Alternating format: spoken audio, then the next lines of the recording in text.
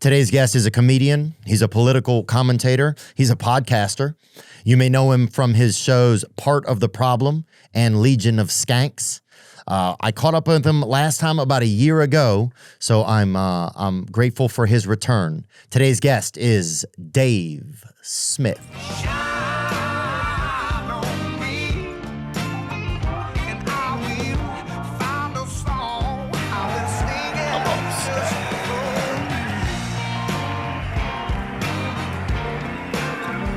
See, man. You too, brother. Yeah, we're gonna go to Kansas after. That'll be fun. Yeah, I'm looking forward to it. Yeah. Kids are so funny, dude. Yeah, I bet. Instead of playing hide and go seek, they'll play like who killed Charlie Kirk.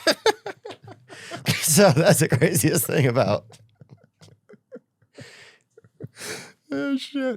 Candace's kids. Their like kids are talking about Egyptian military planes and shit. Yeah, like instead of pin the tail on the donkey, they're like it's like pin the small wiener on the Macron. Like, yeah, they just have a different kind of like, I mean, yeah, their kids are beautiful. Let me just turn this off. They're beautiful children. I end up talking about them a lot. I feel like it's like a little, I'm like, dude, do not bring up that lady's kids again. Well, and I've never gotten to see mixed children up close that much. Like, I just don't get I've never had that kind of opportunity. Really? Yeah. You didn't grow up with like mixed race kids? Yeah, they had some mixed race, but a lot of them, the dad was gone or something. So, that's okay. They're mixed race. I mean, yeah, that's true. So one of the parents was gone. And I don't want to just blame it on the dad, but one of the parents was gone. But yeah, I guess so. Yeah, I guess I haven't seen it where both the parents are around and it's like this functioning like type of thing. Yeah. Okay. Now that makes sense. Mixed race functioning families. Those are rare. Yeah, like something that could create a Ben Simmons.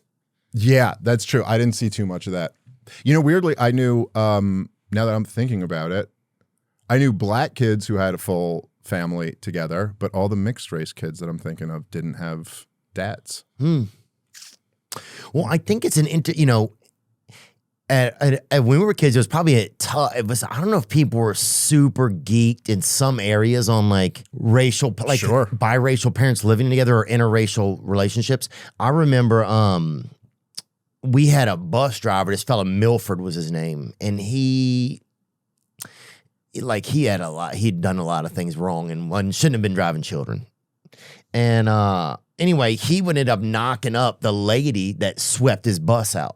He knocked up the lady that swept out the bus, who was a black woman. Can I just say, just on that? Yeah. Impressive. Yeah. That's an impressive thing to be a school bus driver and to just pull the black chick who's sweeping up your bus. Like true. that's a good place to start from to get laid. You just, as a dude, you have to respect that. Yeah, shout out Milford. And he was a ginger too. And this was a time when the science wasn't even there on them.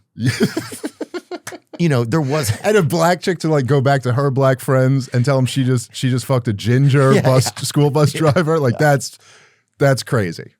Well, they probably thought she was coming up. Though, probably at that time. It was different times, They're right? Look at you, girl. Yeah. Oh, okay, shawty, getting Irish. Okay. But the craziest part was, I guess I could just see him. He's up there and he's like just having a cigarette or having a dip or something after a drive or a haul or whatever they would call it. What do they call that? A haul, I think they would call it. A haul? You're hauling the kids to school? My route, probably. I think so. Yeah, that'd be your route. After driving my route. And he heard that broom start going in the back of that bus, and he's got him a little, and start scratching his crotch a little or something. Who knows, brother? That's love. Hey, love can strike. That's the craziest thing about love. Like, love doesn't even know any boundaries between races or anything. Yeah. And it is at least to some degree an involuntary reaction. Like, you don't really get to choose. Who you love. You know what I mean? Like, it kind of just happens to you. And then you're like, shit. Yeah. I love this chick now. Yeah, that's the tough part. And then sometimes you don't find out till later, kind of, or you realize that you were just kind of messing it up, Mm-hmm. Yeah. Yeah, no, I know what you mean. I had that with but with my wife and with both my kids in a weird way. Where it's almost like I remember having moments, it's like you start realizing how deep you are in. And I remember having this one moment with my daughter. I think she must have been like 4 months old. So like I'd been a dad for a while. And I just haven't, like my wife was like running the supermarket and I was just like bouncing her on my knee or whatever. as she just, I don't know, she just like yawned or like looked at me in some way. And I remember just having this realization where I was like, oh shit. Like, I love this little baby. And then I just started having this panic attack. Like I was like, something bad's gonna happen to her one day. Like something, you know, like no one gets through life without something bad happening to them. And I was like, oh my God, like I have to deal with that. And it was just like nothing happened. And I had already been in love with her. It's just like, it just hit me. Yeah. Like, oh crap, I'm in real trouble here. I'm in for this gal. Yeah. And I still am. Yeah, that's great, dude. One more year and then she's on her own.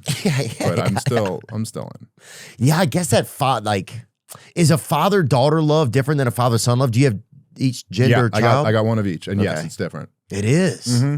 Well, it's like a different, I definitely like my wife points it out a lot, and I notice it too, but I'm definitely harder on the boy than I am on her. Like there's just kind of a natural thing where you're just a little bit more like, you just have more of a thing like, you know, your daughter, when my daughter's 3, if she like falls, I'm like, oh, sweetheart, are you okay? With my son, I'm like, come on, you're tough, get up. You know what I mean? Like you just have a little bit more of that.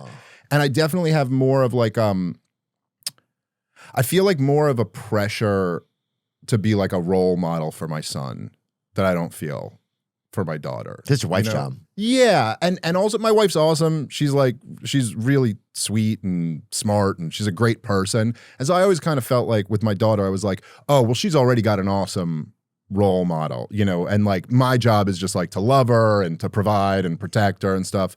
But with my son, I was like, oh, I got to teach him how to be a man. And then you're like, all right, I better figure out how to be a man real quick so I could teach him, you know, like, I don't know what that means. And then it's just like, there's a lot more stuff with having a son. It made me understand not having a father better in a way. You're like, oh, I get, there was supposed to be this here that there wasn't, you know? And so, yeah, it is totally different. Like there's a different thing, like having a little girl, like I was just like, she has me wrapped around her little finger. She knows it. She always has. My son, it's a whole different thing. Obviously, I love them both equally. You know, it's not like more than the other, but it is a different type of thing. Yeah, no, I've just never thought about it. I never thought about it from like I guess, it's like the mom would probably be more the role model for the daughter. I mean, obviously there's a father-daughter relationship, but the mom would be more the role model. I think I'm the role model of what her expectation for a man is going to be. Yeah. I think about that a lot. Ooh. You know what I mean? I think about that, like the way I treat my wife in front of her and stuff like that. Like, I'm like, I always want to make sure that she, her expectation is that a guy would be really sweet to her and, stuff like that. No, but with your boy, you're like, oh, I'm the one he's going to be like trying to be like. Yeah. And you're like, oh man, that's a whole pressure. Don't be like me. Yeah, and then you see him one time being like you, and you're like, oh, this kid is screwed. Yeah, right. He's just vaping in the yard. I'm off the vapes. I don't vape anymore. Dude, I'm off 3. I might be off almost a month right now. I can't even believe it. Were you smoking or vaping? I was vaping. Yeah. I get scared of that shit, man. I did it for so many years too. Yeah. Oh, I'm so risk adverse right now when it comes to vaping. I won't even like any smokestacks. I wouldn't even fly into Newark right now. Like just because just the idea that there's some smokestacks in the distance, like anything could set you off. Yeah, you want to get through that beginning time for sure. And I'm getting close, so I can kind of feel it where like it doesn't even pop into my head. The toughest parts are like if I'm having a conversation in my car and I'm driving, that's kind of the time I would like it. And then that's also the time where I'm most able to go get one because I'm in transit. Right. I can pull off somewhere and pick one up. So. Yeah, I know what you mean. Well, it's as you get older too, like all the health things get scarier because it's not so like way off in the future anymore. You're like, oh, but you got to smoke for 30 years before that does. You're like, I'm at 30 years. And you're like, oh, all right. Oh, shoot. All right. But it's a different thing. When you're 15, you're like, yeah, in 30 years, there's a problem. Whatever. Who cares? What idiot would smoke for 30 years? That's what you tell yourself at 15. Yeah, right. And then you go, if I make it another 30 years, that's fine. Like, I've had plenty of life. Yeah. But actually, then you're 45 and you're like, oh, 50, whatever that I got to start a Roth IRA.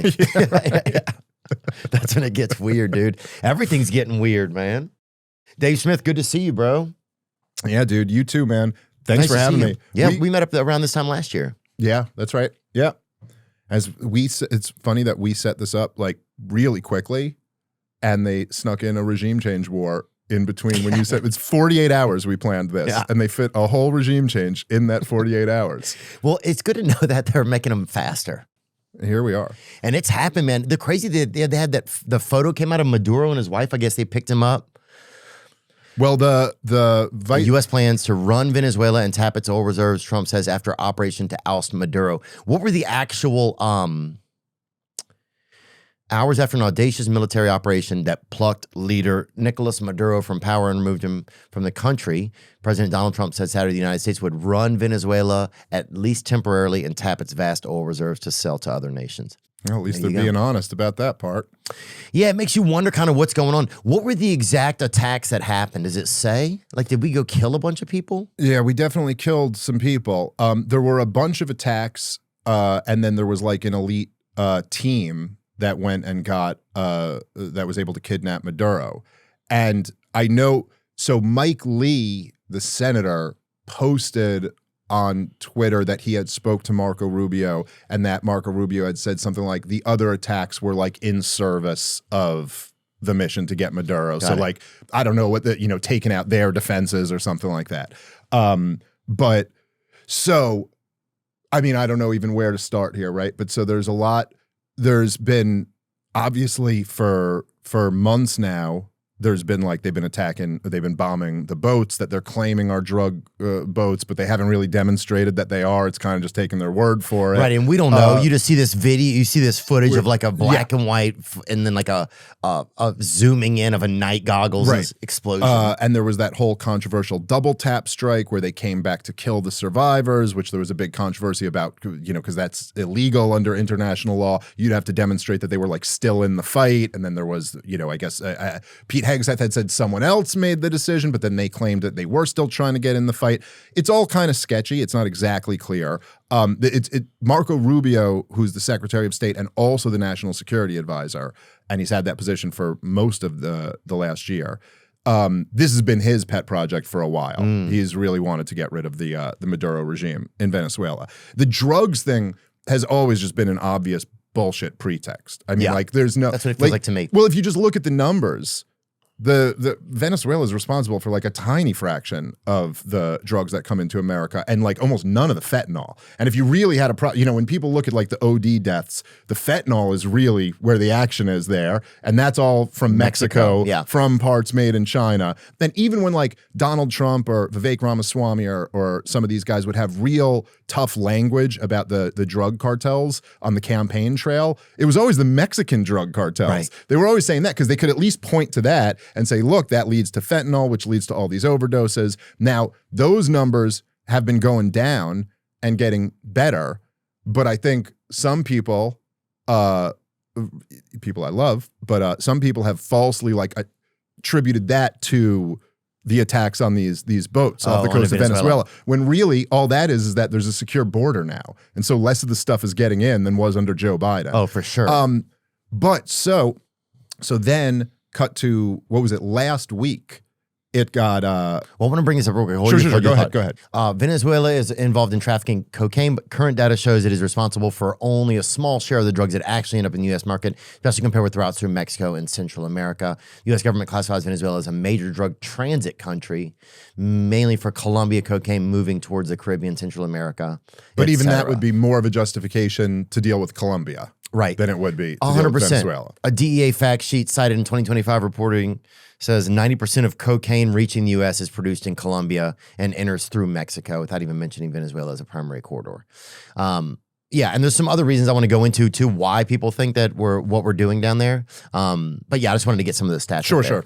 No, that's important. I'm glad you did. Where were you? Well, so last week, if you remember, Tucker Carlson had said that he had a source saying that Donald Trump was addressing the nation that night, and he had said that Donald Trump's going to announce, an escalation in the war or a declaration of war, which, technically the president can't do, but I guess we're way past that. Yeah. That he was going to announce that he was going in there. And I had a couple people I know who were like close to it who said the same thing. And then he didn't. which was kind of strange. And he also he interrupted your regularly scheduled programming. Like it was a presidential address to the nation. Television? Yeah, a week ago, but then didn't really announce anything. I didn't see Just that. announced how great the economy was or something like that. And so then it came this week instead. But this was, look, it's an unbelievably successful operation as of right now. And so maybe I got that wrong. I said last week. I guess it was a couple weeks ago. On the evening of December 16th, political commentator Tucker Carlson set off a firestorm when he claimed that President Donald Trump was poised to announce U.S. military invasion of Venezuela during his primetime address. But as the hour came and went, no such announcement materialized. President Trump made no mention of Venezuela nor of any military operation targeting the embattled South American nation. What if he did that because he didn't want Carlson to actually have called it? No, it wouldn't have been that. I don't know. I mean, I don't know. It's possible that he was planning on doing it and then backed out of it. It's possible Tucker got bad information. It's possible that plans just changed or whatever, but the thing did come a couple weeks later. So it does at least seem like there was something that might've been, accurate about it.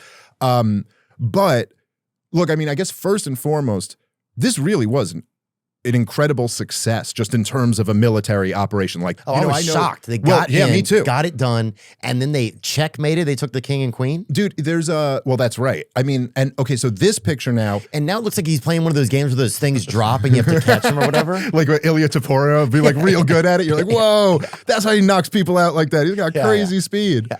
If that's all he was doing. But this is so, because I first saw this morning, I was like, who is this? I thought it was one of those the Masked Singer or whatever they were doing, at the military or whatever. I was like, who is this? I couldn't figure out because I just saw the image. Well, and then I realized, oh my God, that's Maduro. So evidently the vice president was in Russia at the time, and the vice president demanded proof that Maduro's alive. And then Trump tweeted this out. So not clear whether it's in response to that, here's the proof that he's alive, but it does seem like they have him and his wife. And I just say the success of the military operation, I know there's, there's been all types historically of attempts by the US and the CIA to kill, Saddam Hussein or to kill Castro or all types of other leaders. And they have succeeded in something. Noriega, they got him and whatever. But there's been attempts to kill or capture all types of leaders. But for it to happen like this, in one day,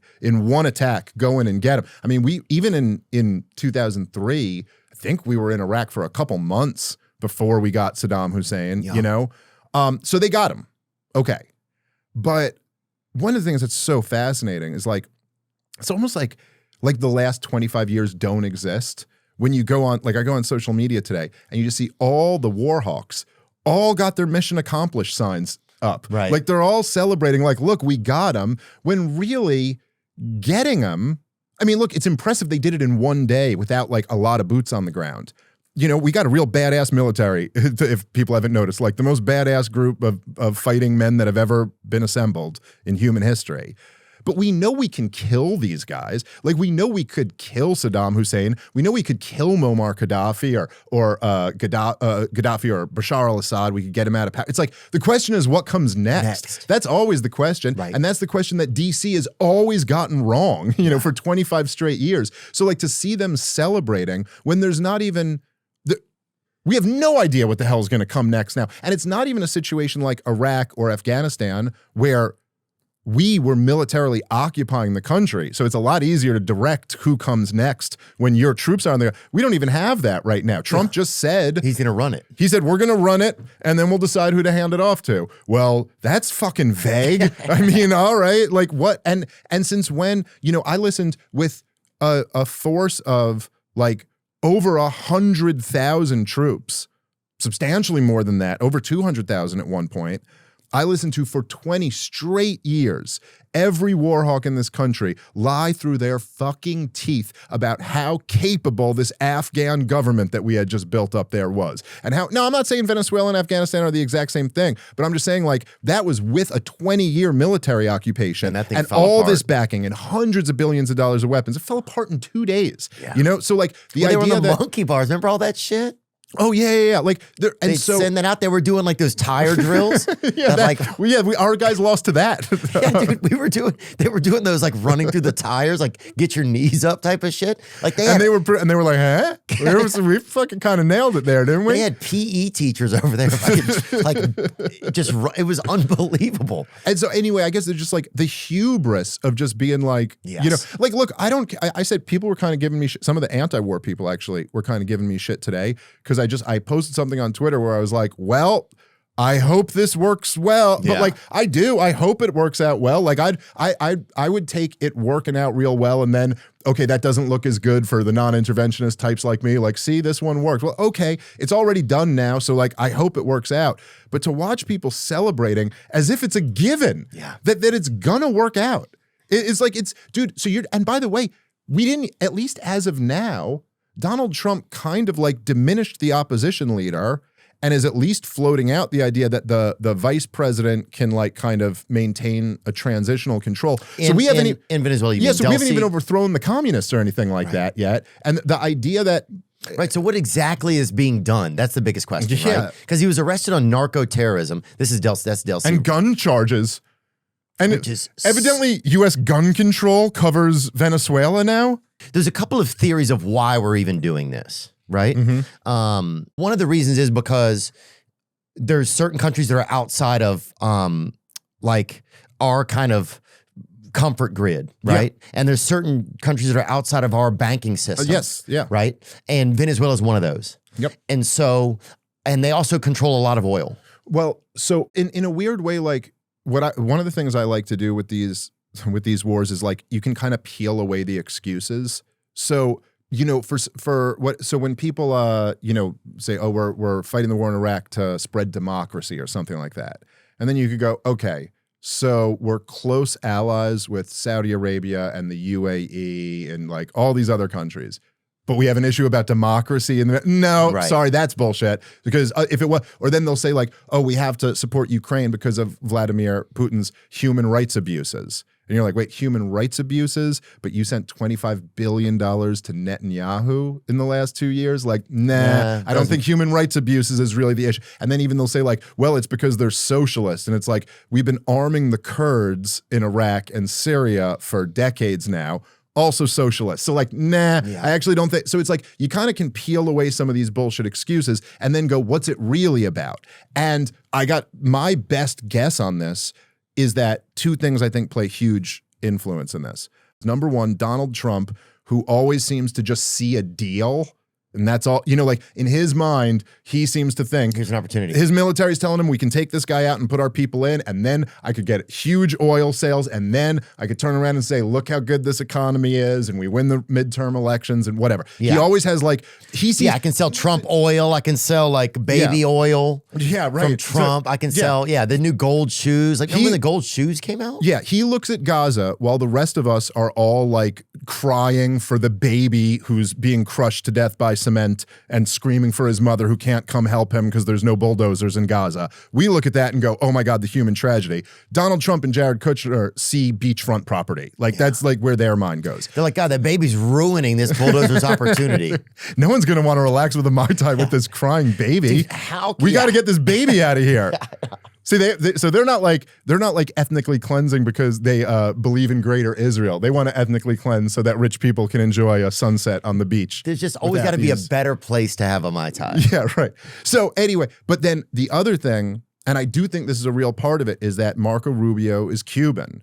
And they're also allied with Cuba. Now, a lot of this stuff with like the allies, it's kind of like if you heard any, you know, like the BRICS agreement stuff that's like really advanced over the last few years. Is that the stuff with China and Russia and all them? So like what happens is that if the US is the world empire, the most powerful empire in the history of the world. So if you're on the outs with us, you kind of have no choice other than to make friends with the other people who are on the outs with us, because those are like your only options left. Like, that's actually why Fidel Castro went communist to begin with, because he was enemies with the United States of America. And so what were you going to do? Right. You got to ally with the Soviet Union. You got to have some boys. Right. It's like going to prison, right? You got to join one gang or the other. Yeah. And so a lot of them, they end up having friendly relations. But the belief is, and they've said this quiet part out loud a bunch of times, and I don't know if this is true or not, but they think that the regime in Cuba will fall as a result of this regime being overthrown. And there's a whole bunch of Cubans in America,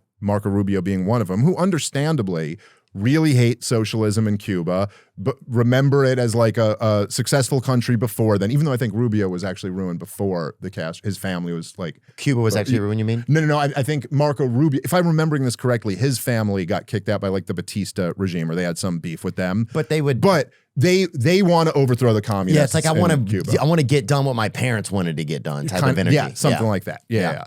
And you know, which is somewhat understandable. I just think like you should be upfront with that and not try to use the U.S. military to like live out your personal fantasy. In a weird way, it's a similar thing with Israel. You know? Well, it seems like that's a lot of what's going on these days.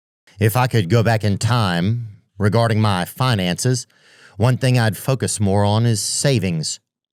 I just didn't realize how much savings can build and grow and compound. That's one thing I love about the Acorns app and their potential screen. The potential screen shows you just how your savings and your money can compound and grow. Acorns is easy. You can sign up in minutes and start automatically investing your spare money, even if all you've got is spare change. Acorns is all in one.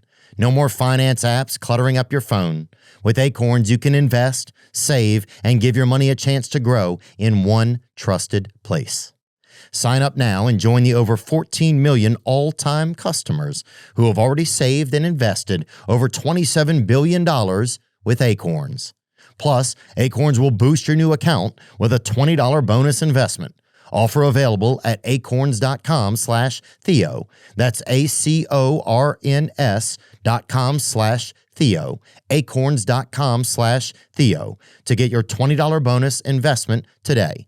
Terms and conditions apply. See acorns.com/terms for details. Paid non-client endorsement. Compensation provides incentive to positively promote Acorns. Tier 2 compensation provided. Potential subject to various factors such as customers' accounts, age, and investment settings. Does not include Acorns fees. Results do not predict or represent the performance of any Acorns portfolio. Investment results will vary. Investing involves risk. Acorns Advisors LLC, an SEC registered investment advisor. View important disclosures at acorns.com/Theo. This episode is brought to you by Amazon MGM Studios' new movie, Mercy. Only in theaters January 23rd. Chris Pratt and Rebecca Ferguson star in Mercy, directed by Timur Bekmambetov. Set in the near future, justice has a new system. Trials are now powered and run by artificial intelligence that have access to every camera, cell phone, and database. In the film, Pratt plays a detective who is on trial accused of murdering his wife. What's even crazier is that he has 90 minutes to prove his innocence to an AI judge named Judge Maddox, played by Ferguson. You'll be on the edge of your seat from start to finish in this action-packed thrill ride. Imagine being strapped to a chair trying to prove you didn't kill your wife. There's no human, no judge, no jury. It's just nuts. You've got to experience this movie on the big screen, especially in IMAX 3D. Mercy is only in theaters January 23rd. Don't miss it. Get tickets now at mercymovie.com.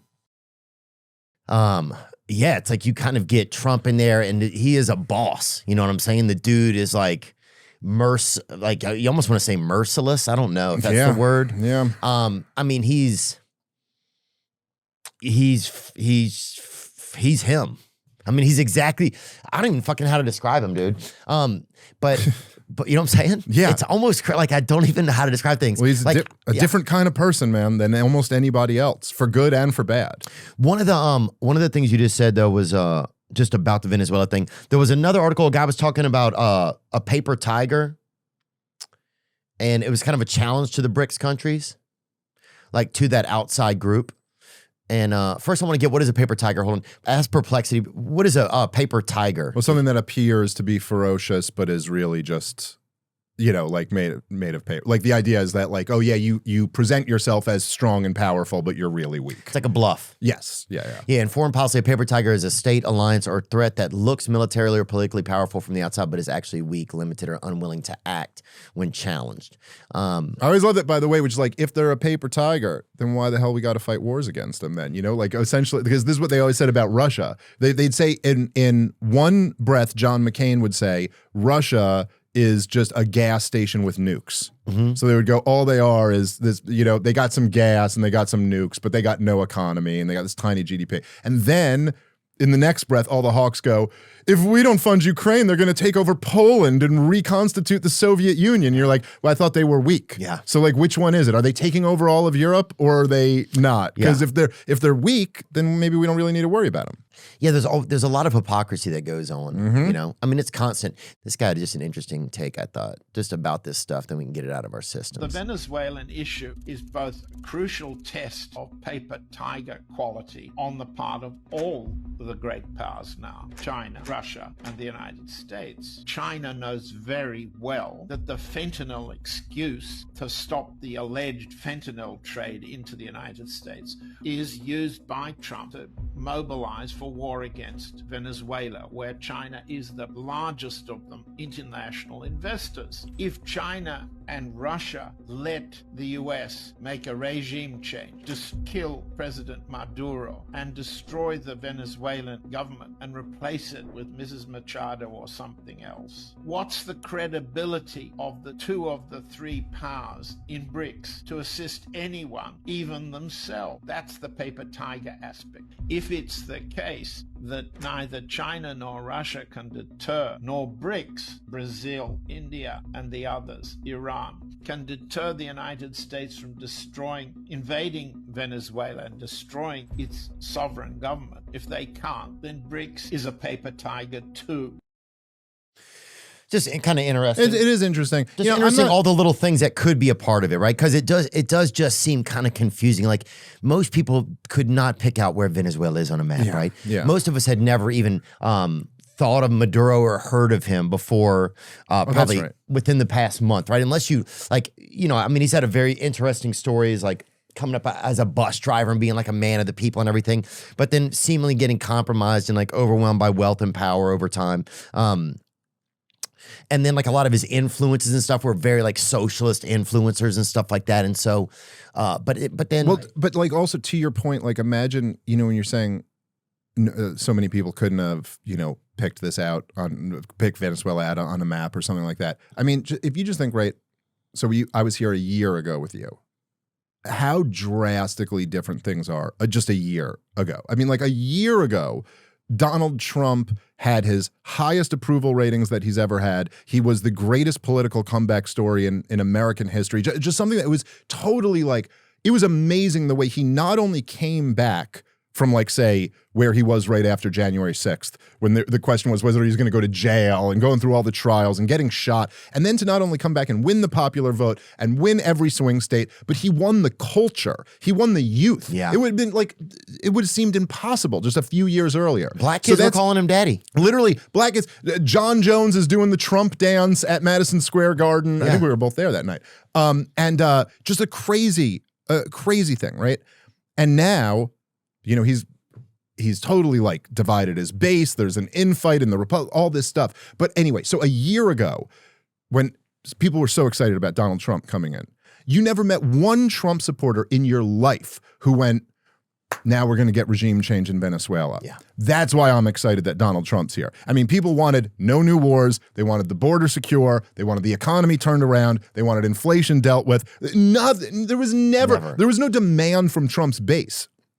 And so this is like one more example of Donald Trump just siding with the war hawks over his own people. Yeah. And one of the things that really, I find it like to be so, it's such a like an intolerable humiliation of Donald Trump supporters is that all these guys, the war hawks, Marco Rubio, Ben Shapiro, Mark Levin, like go down the list, all of them, Ted Cruz, every last one of them, they were the never Trumpers.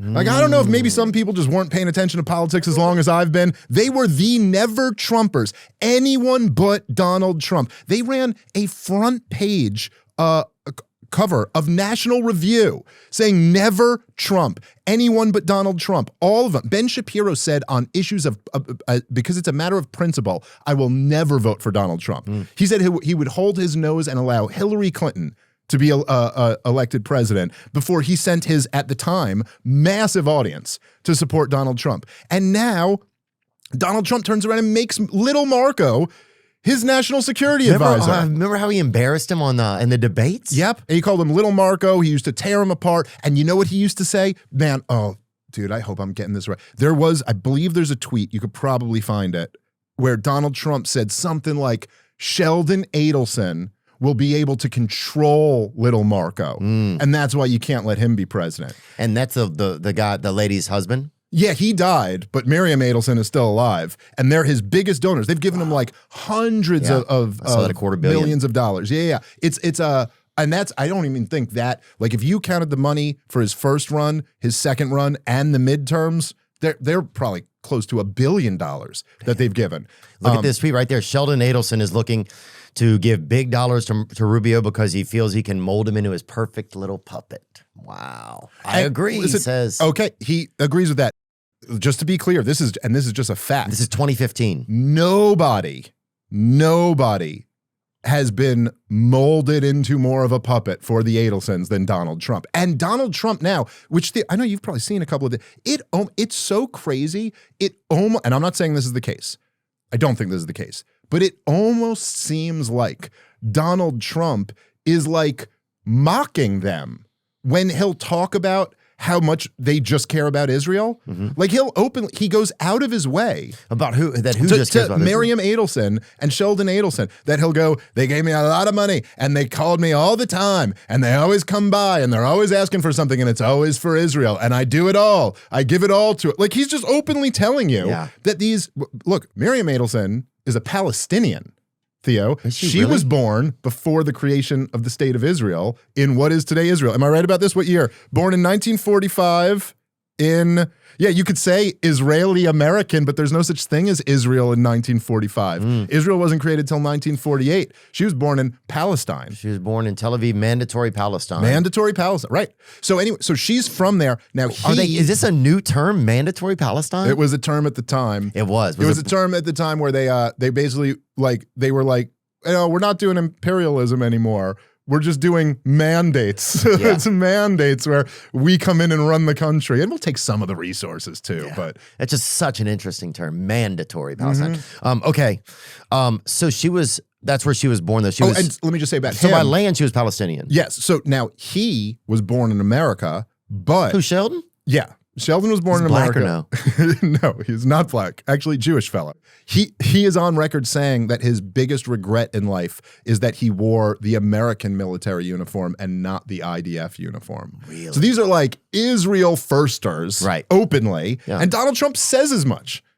Oh yeah, well Donald Trump is like they just had an announcement the other day, or he was at a event where he said he was Israel's best president. They said, you're Israel's best president. Mark Levin said he's the first Jewish president. It's wild. By the way, Mark Levin called me a Nazi. He did? 2 days ago. Oh, gosh. On Twitter. No, he called me a neo-Nazi, to be fair. Oh, that's cool. That's nice, which is nicer. Well, new. Yeah. Like, he wasn't actually claiming that I was a member of Hitler's, National Socialist Workers' Party. Yeah, that's impossible, first of all, for you to pull off. And second of all, neo-Nazis, I don't think it's not even determined what they're going to do with their whole plan yet. Yeah, no, we're still working on it. Yeah, you gotta play that out, man. You gotta play that out. But it is a funny, like, essentially, my politics are all just like I'm against wars and government.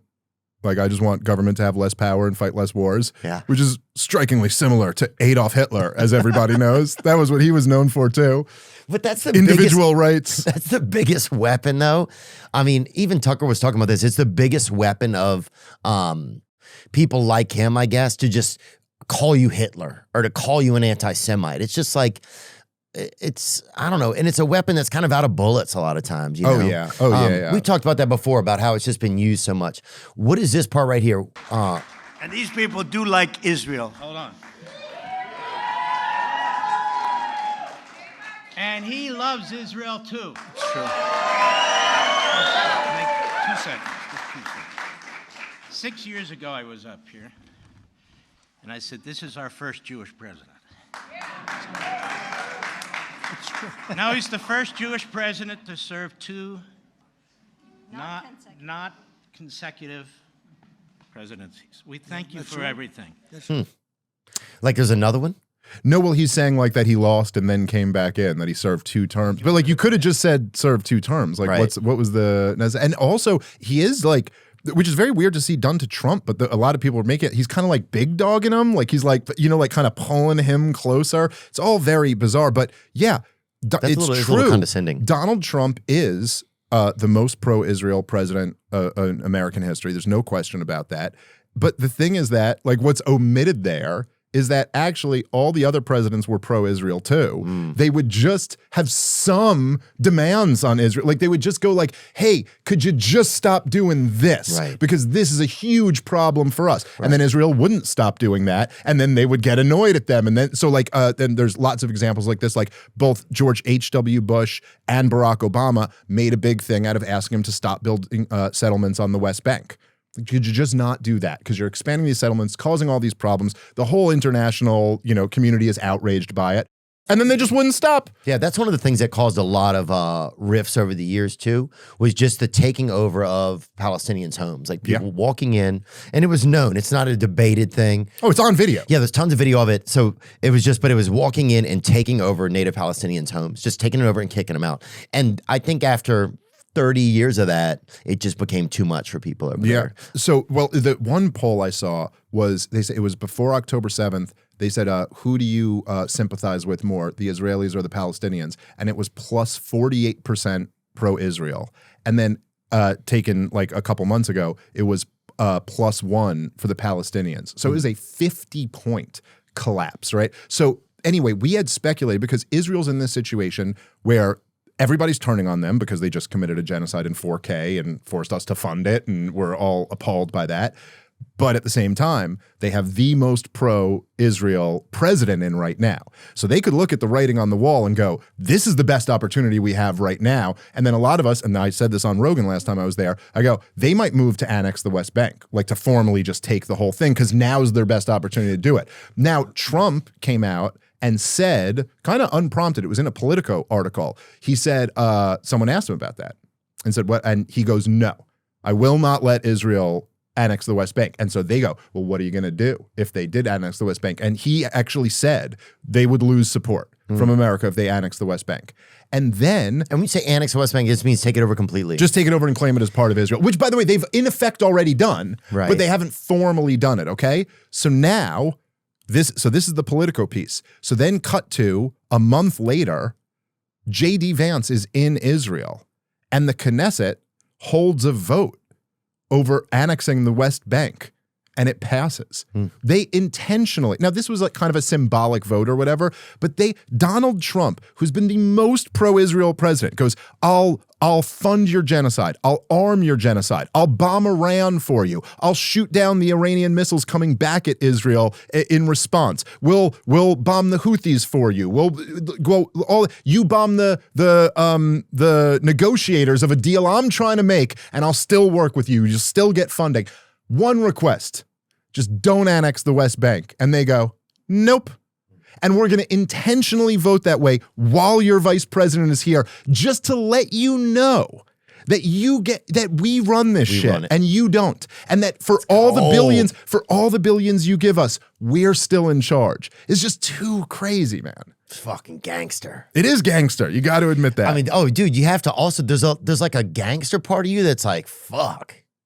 These motherfuckers are not playing, dude. Oh, yeah. Yeah, no question about it, man. And that's all it is. That's all any government is at the highest level, is gangster shit. Yeah. And that they are really, really good at it. Yeah. Yeah, it's pretty fascinating. Let's talk about, so it's been a year since Trump's been in. You said some of his base is kind of split now. It does feel a little bit like there's like this. How do you feel like Trump's done in his first year? Like, what are things he's done that you like? Well, and obviously, I think he's been terrible. And I assumed he probably would be a disappointment. And I supported him last year just because I thought, like, all things being considered, it was better for our country that he win than Kamala Harris win. And also the Democrats just so deserve to lose. Like, you just can't reward that. Well, Kamala, I just saw the Kamala. We had a senile president and they all pretended we didn't. It's just too crazy. That was too crazy. They also, like, I mean, their policy on COVID, their policy on Ukraine, and then don't forget, they were a full year into backing the genocide when it happened. So they were, they deserve to lose. Donald Trump has done a really good job in securing the border. Right. We had a really open border under Joe Biden. We have a secure border now. Aside from that, it's just been disastrous. I mean, I just couldn't, and not even just disastrous like the policy was wrong, but just the way they handled it. I mean, the handling of the Epstein scandal that goes down in history as like the worst handling of a scandal I've ever seen. Literally, from all these guys running on, we're going to release this stuff. Pam Bondi having that thing where she gave the influencers folders? The binders. Remember them holding the binders and then up it in the turns out there was distance? nothing in them that was new. And then they pivoted on a dime to there's no such thing. I don't even know what you're talking about. Right. You're crazy to think there was a thing to be released. Like, it was, and then to turn around, and then they turn around and Mike Johnson said it will end the political order if we vote for Thomas Massie and Ro Khanna and Marjorie Taylor Greene's bill to release the files. And then they turn around and get pressured into voting for it. And now they're just redacting everything. And like, it's just, I mean, he lost so much credibility on that. Obviously, I think bombing Iran was terrible. Well, let's go one thing at a time. Sure. The Epstein. Yeah. Bring up some of those pictures that they just released too. What was with the photo drop right before Christmas? It's all so bizarre. Like, what is that a picture about? If you're a married guy, you know what I'm saying? Like, what are you doing there? Yeah, I mean, like, if you're a married 60-year-old guy. Yeah, listen, I'm never going to be in a position with some chick like that. I'm a married guy. It's a weird thing. Yeah, I mean, now again, it doesn't give us that much more information, and we don't see her face, but sure does look a lot younger than him. Yeah, go through some of these. I mean, this is kind of. I mean, it's all just kind of wild. Kevin Spacey and Bill Clinton there. And was this at Epstein Island? Allegedly. And there's some photos. This is the best thing. Look at these photos. Everything redacted in them. These could be photos from anybody's phone. Everything redacted. And then one mark of the beast or something from Zodiac Killer on the one that he'd drawn. Yeah. Just bizarre. I mean, it's just like. It's so strange. Why? Man. Why would they just show us some of this stuff right before the holidays? Are they just trying to like everything now you have to think. Is it trying to distract my attention from something else, And the news reports, they don't even tell you about the real shit that's going on anyway. Yeah. So most of the stuff that's happening, here's the crazy part. We don't even know anymore. Yeah. Like most of the most serious shit that's going on.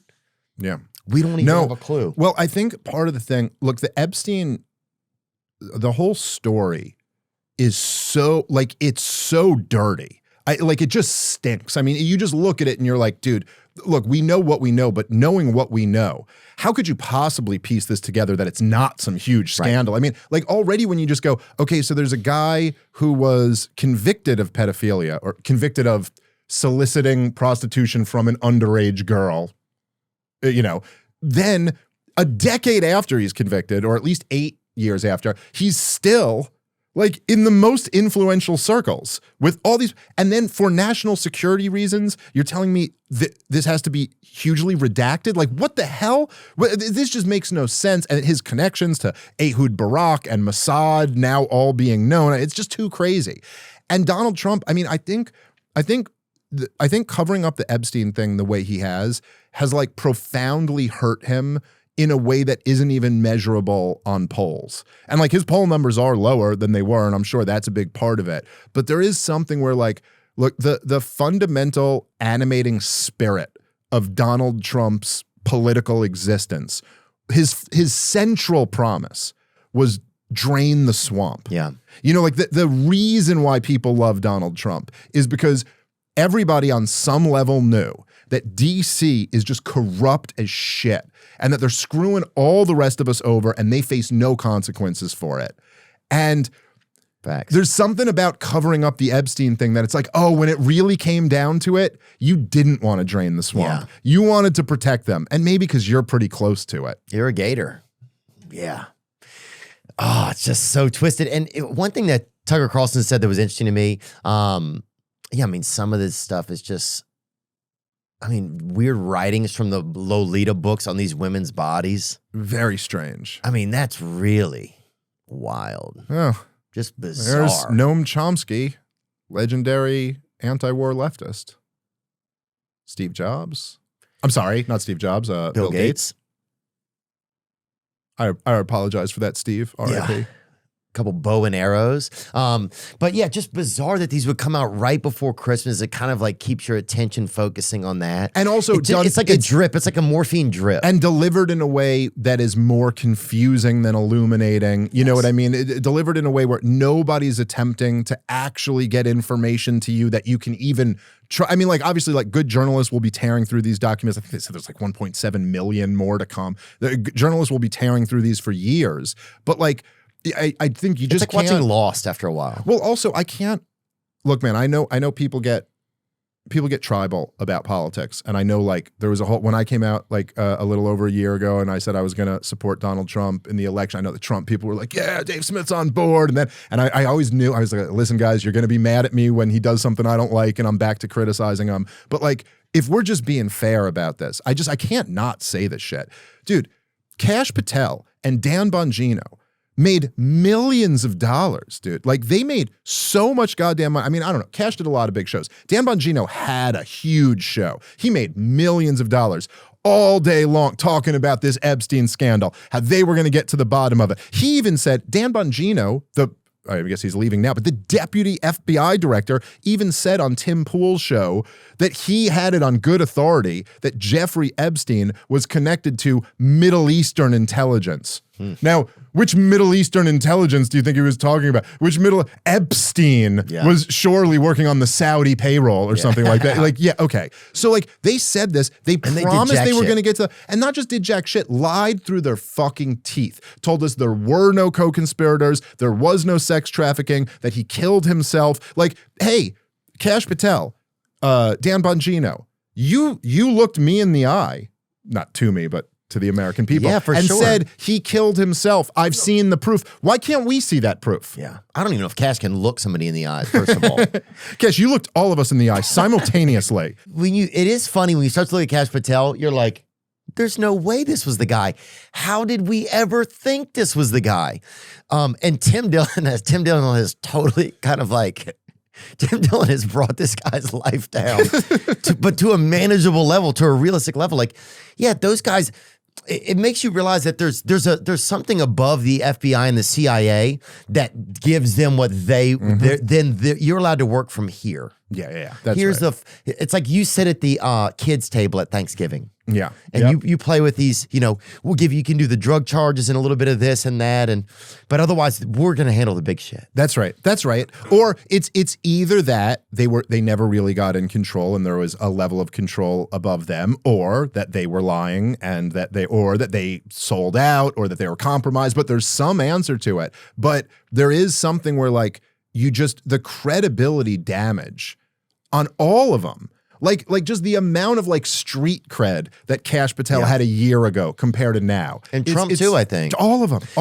But some of it is also, I think, is it's the communication, right?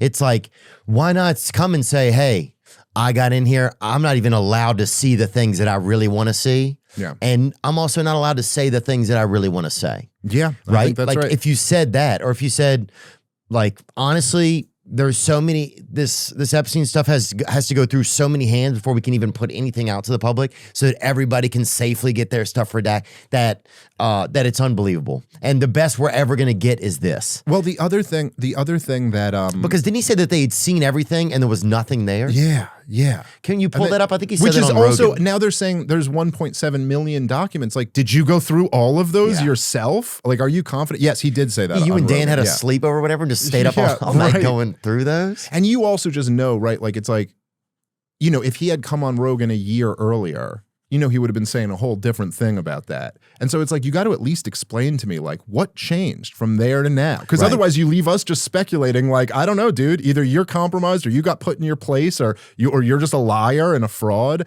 Yeah. Let me see what clips. Oh, here's a clip we have. This is a Tim Dillon, this is a Kash Patel Rogan clip that Tim Dillon covered. This is good. Patel talking about why they can't put the Epstein stuff out because it will re-victimize the women. We're not going to re-victimize women. What? We're not going to put that shit back out there. It's not happening because then he wins. Not doing it. Who wins? He's dead.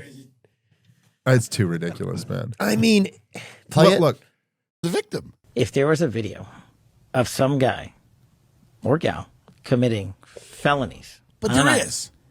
and I'm in charge, don't you think you'd see it? Yes, but that's why everyone's confused. Pam Bondi said there were videos. She's the attorney general. She goes, there's hundreds of hours of video. That's a quote from Pam. Get the Pam Bondi quote up about the videos. There are tens of thousands of videos of Epstein with children or child porn, and there are hundreds of victims. So that's Pam Bondi. Now let's go to Kash Patel, who goes, so if there were things, let's go. Kash Patel, everyone. If there was a video, don't you think you'd see it? If you have access to it. If I have it, period. Right. If I have it. You got it? Okay. Where is it? Where else would it be? It's just This is why Tim's a better comedian than me, because he could just be so funny with this shit, and it just makes me so angry. Like, even just watching that, I'm just like furious. So I don't like even think of the funny thing to say. I'm just like, yeah, because dude, what does that essentially come down to? Trust me. If I had it, don't you think I would? And what is Kash really trading in his trust for? Is we liked you because you said you were going to get to the bottom of this shit. Right. That's the whole thing we liked you for. So you can't turn around and then go, and now I'm here. But wouldn't you know me? I mean, and look, dude, there's a broader thing that's involved here, right? The point is that the Drain the Swamp, Kash Patel, Dan Bongino, their whole brand, the whole thing was that, look, there are these criminals in DC and look at all the things that they've done. And they would all talk, it wasn't just Epstein, they would all talk about Russiagate, the 2020 election. I mean, look, what these guys are claiming, and I don't know about the 2020 election, but they're 100% right on Russiagate and Epstein when they were talking about it before they sold out, is that they go, look, the intelligence agencies framed a presidential candidate, and then the sitting president, they framed him of treason in order to unseat a democratically elected president of the United States of America. That is the biggest scandal in the history of the United States of America. Yeah. Like, these are huge crimes, sedition, treason, very serious crimes. And nobody's paying They locked down the whole country based on pseudoscience. They covered up a senile president. They covered up a pedophile ring. And now you guys are in charge of the Justice Department. How many indictments? Yeah. Zero. And then you're going to sit there and Kash Patel is going to tweet out a picture of like some dude throwing a sandwich at a cop and go, we got him. Because this is Kash Patel's America, boys. People don't get away with crimes here. Yeah. Like oh, wow. Great job. Wow, Kash Patel. We're all so impressed that you brought down Chauncey Billups. Yeah. Like, okay, that's great, you know? Like, that's great, but like, that's not exactly what we were voting for. Can't a cop get a free Reuben? I don't care how he gets it. And that sandwich was still pretty I good. don't care how he gets it, dude. A cop would love a free Reuben, dude.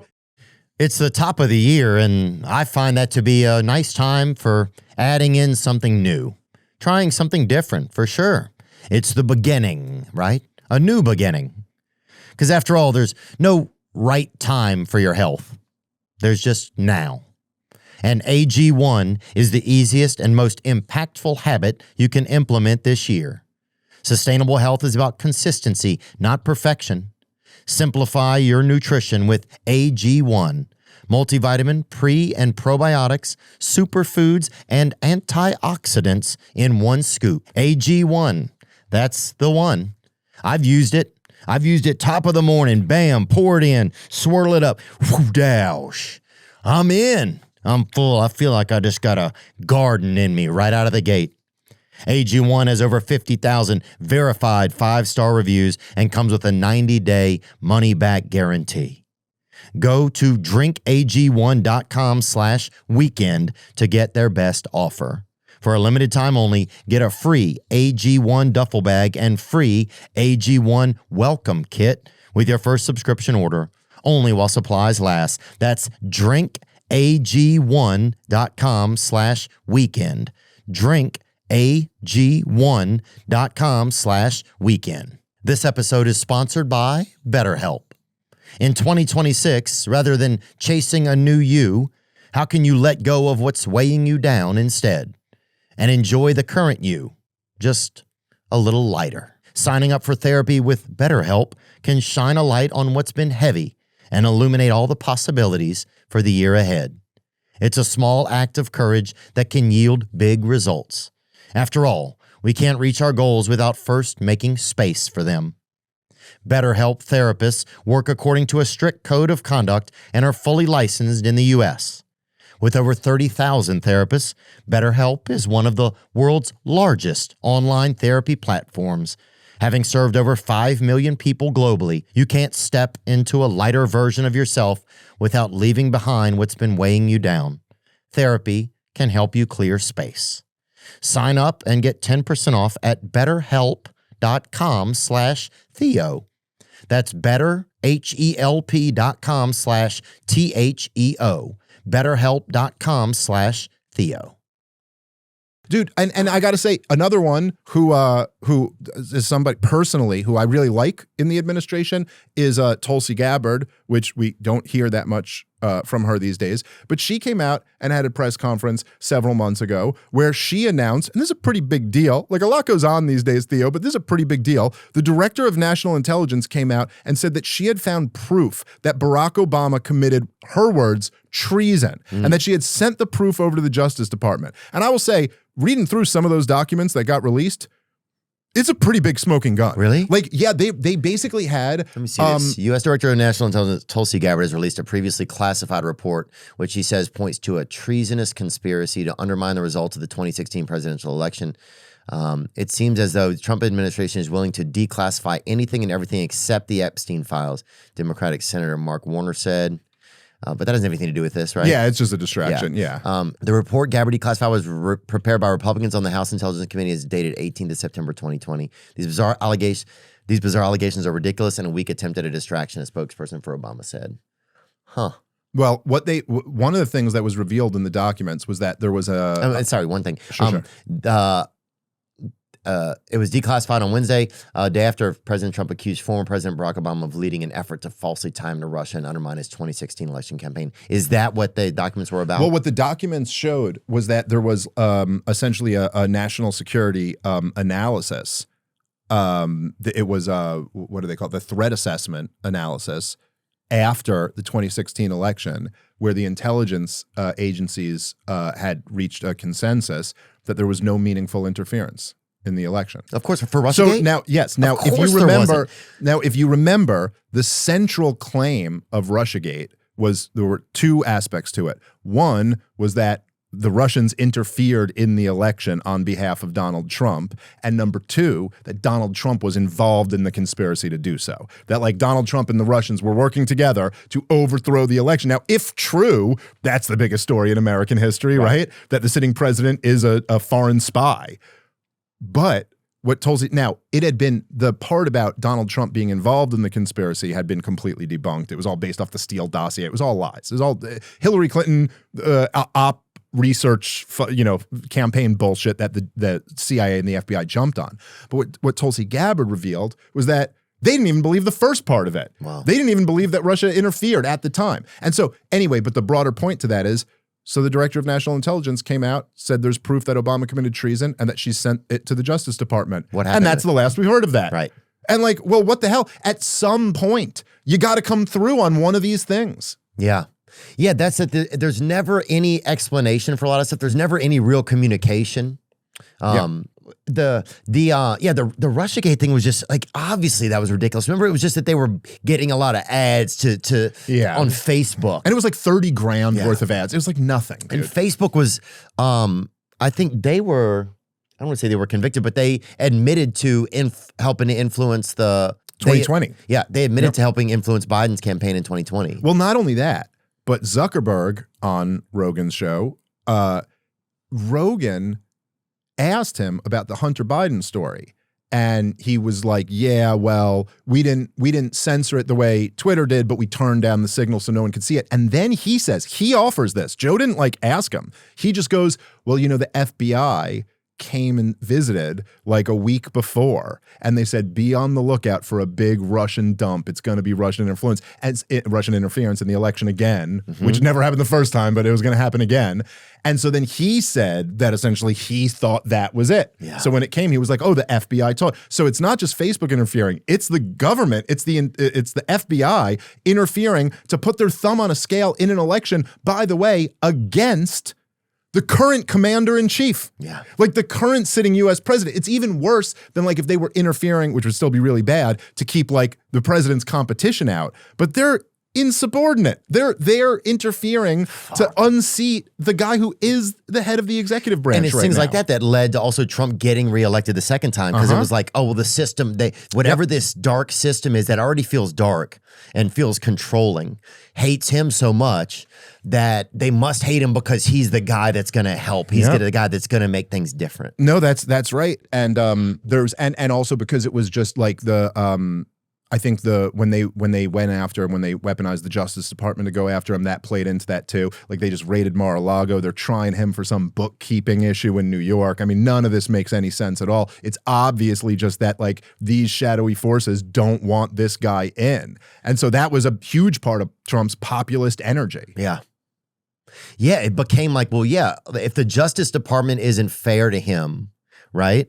That's the one thing it feels like that you would hope would be fair in this country, right? Yeah. Is like a sense of justice. There's some sense of justice here. And when that starts to fail, you have to start to, there's a part of you that just cheers for that guy. It's like, oh, he can't even get any justice, you know? Yeah. No, that's right. It's just, how do you think things look as we go into 2026 here? Because it's just baffling, man. Like I was hoping to see more things where it's like, okay, we're building things, we're bringing businesses back, and you're gonna start to see certain jobs and opportunities come back to different areas. And if they are, why wouldn't you talk about that more and share that more and inspire people more with that, you know? Yeah. I think that's some of the communication that would be nice to hear more of. I think you kind of need a couple years to kind of see maybe what they're going to do with some of these tariffs. If we're making money from these tariffs, what does that go into? You know, maybe it could be set aside and said, well, the money that we're keeping from these tariffs, it's going to go here, and here to support these things or to rebuild these efforts, you know? You know, the thing is that we're like, the problem in America isn't that the federal government doesn't have revenue. They have a huge tax base. I mean, we bring in more revenue now than we've ever brought in before, just through taxes. Forget the tariffs. The problem is that no matter how much revenue DC brings in, they spend 3 times as much. Yeah. You know, I mean, we're 38+ trillion in debt.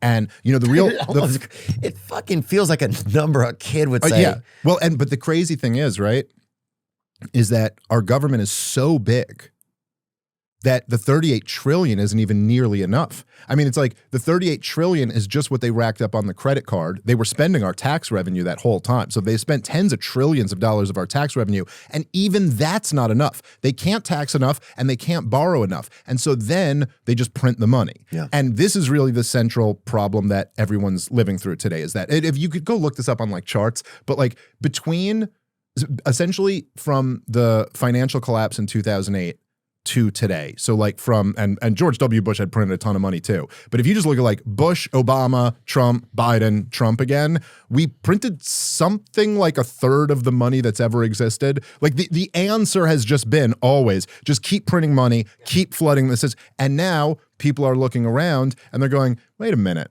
Why is the price of everything out of control? It's crazy. Like the Democrats who won, not just Mamdani in New York, but also the gubernatorial races in Virginia and New Jersey that they just won in this last elections in November.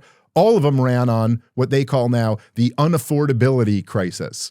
But like, what is unaffordability? That just means you've debased your currency, right? So this is kind of so the answer is we got to stop debasing our currency. Like the solution would be a gold standard or something where you don't just print money out of thin air. But the problem with that is that you can't really be a world empire. and do that. And so in a weird way, you really do have to, I mean, you can't be a giant welfare state either, but you kind of have to make a choice between like Donald Trump siding with the war hawks at every turn or Donald Trump siding with the American people and not debasing their currency anymore. But he doesn't want to do that. In fact, he wants quite the opposite. He wants the Fed chairman to lower interest rates. He wants more money to be lent, more money to be printed, because he assesses that that'll be good in the short term and help him win the midterm elections. But of course, that's like what got us to this place to begin with. So once you're not willing to compromise on actually cutting spending, and you want to keep the empire strong, now you got to come up with other schemes. Well, maybe we put a tariff on Chinese goods, then maybe that'll make them more expensive so people will want to produce here. But those type of schemes never work out, man. Yeah. You just can't tax your way into prosperity. Yeah, we'll put a tax on ball caps or whatever, on butterscotches or whatever. Because real people got to pay those taxes too. You know? And it just comes back to the people. It's like, I don't know, we're at such a spot where it's like how much more can we take? We're also gotten too comfortable. Yeah. You know, it's like we're too comfortable. Like how it's hard to like be like, yeah, I'm going to go and talk about this, or I'm going to go protest about this, or I'm going to not pay my taxes, or, you know, it's hard to, when you're like, but you know, we got Netflix, we got this. There's enough food in the cupboard. Yeah, when you're comfortable, yeah, that's right. People aren't gonna no comfortable country ever leads a revolution, you know. But at the same time, one of the things that I find That's really a good interesting statement, man. No comfortable country ever leads a revolution. Well, there's a but I will say we're getting uncomfortable. It's just like, but there's a big trend. I think we talked about this a little bit last year, but this was a big trend. One of the things that I'm really optimistic about, that I just think is really interesting, is that like one of the crazy things, and you were a big part of this, but one of the crazy things that happened in the 24 election was that the whole corporate media, what used to be called the mainstream media, which seems like a ridiculous title for them now, because like they're not the mainstream at all, but they kind of had to admit it was over. Like if there was see a CBS clip? Yeah. Where like, which is crazy that it's the first one. You're the first one who mustered up the thought, the courage. Here, play it. Yeah, and they actually sent really this white guy to do it too. And this is CBS says that starting today, they will be reporting the news more from the average American perspective rather than solely the opinions of the liberal elite. It's just such a funny thing to announce that CBS is going to do news. You're like, hey guys, we're going to try something new here. All right, now, this is a crazy thought. I had a crazy thought. We were workshopping this for a little while.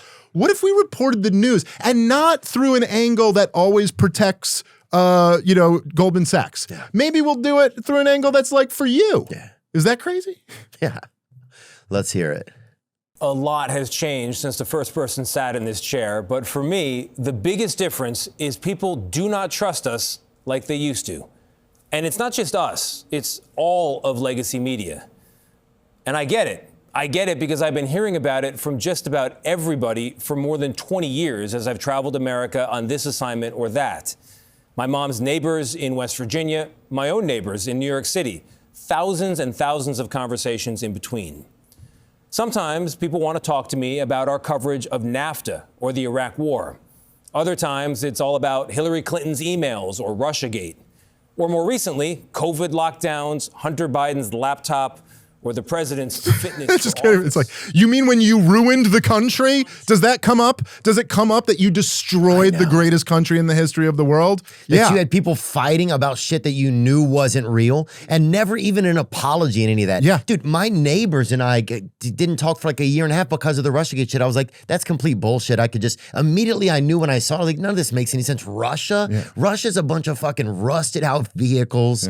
And all these kids stories. carrying stone dolls made out of stone, which I respect because there's a lot of like, you really learn to do something if the doll is heavy.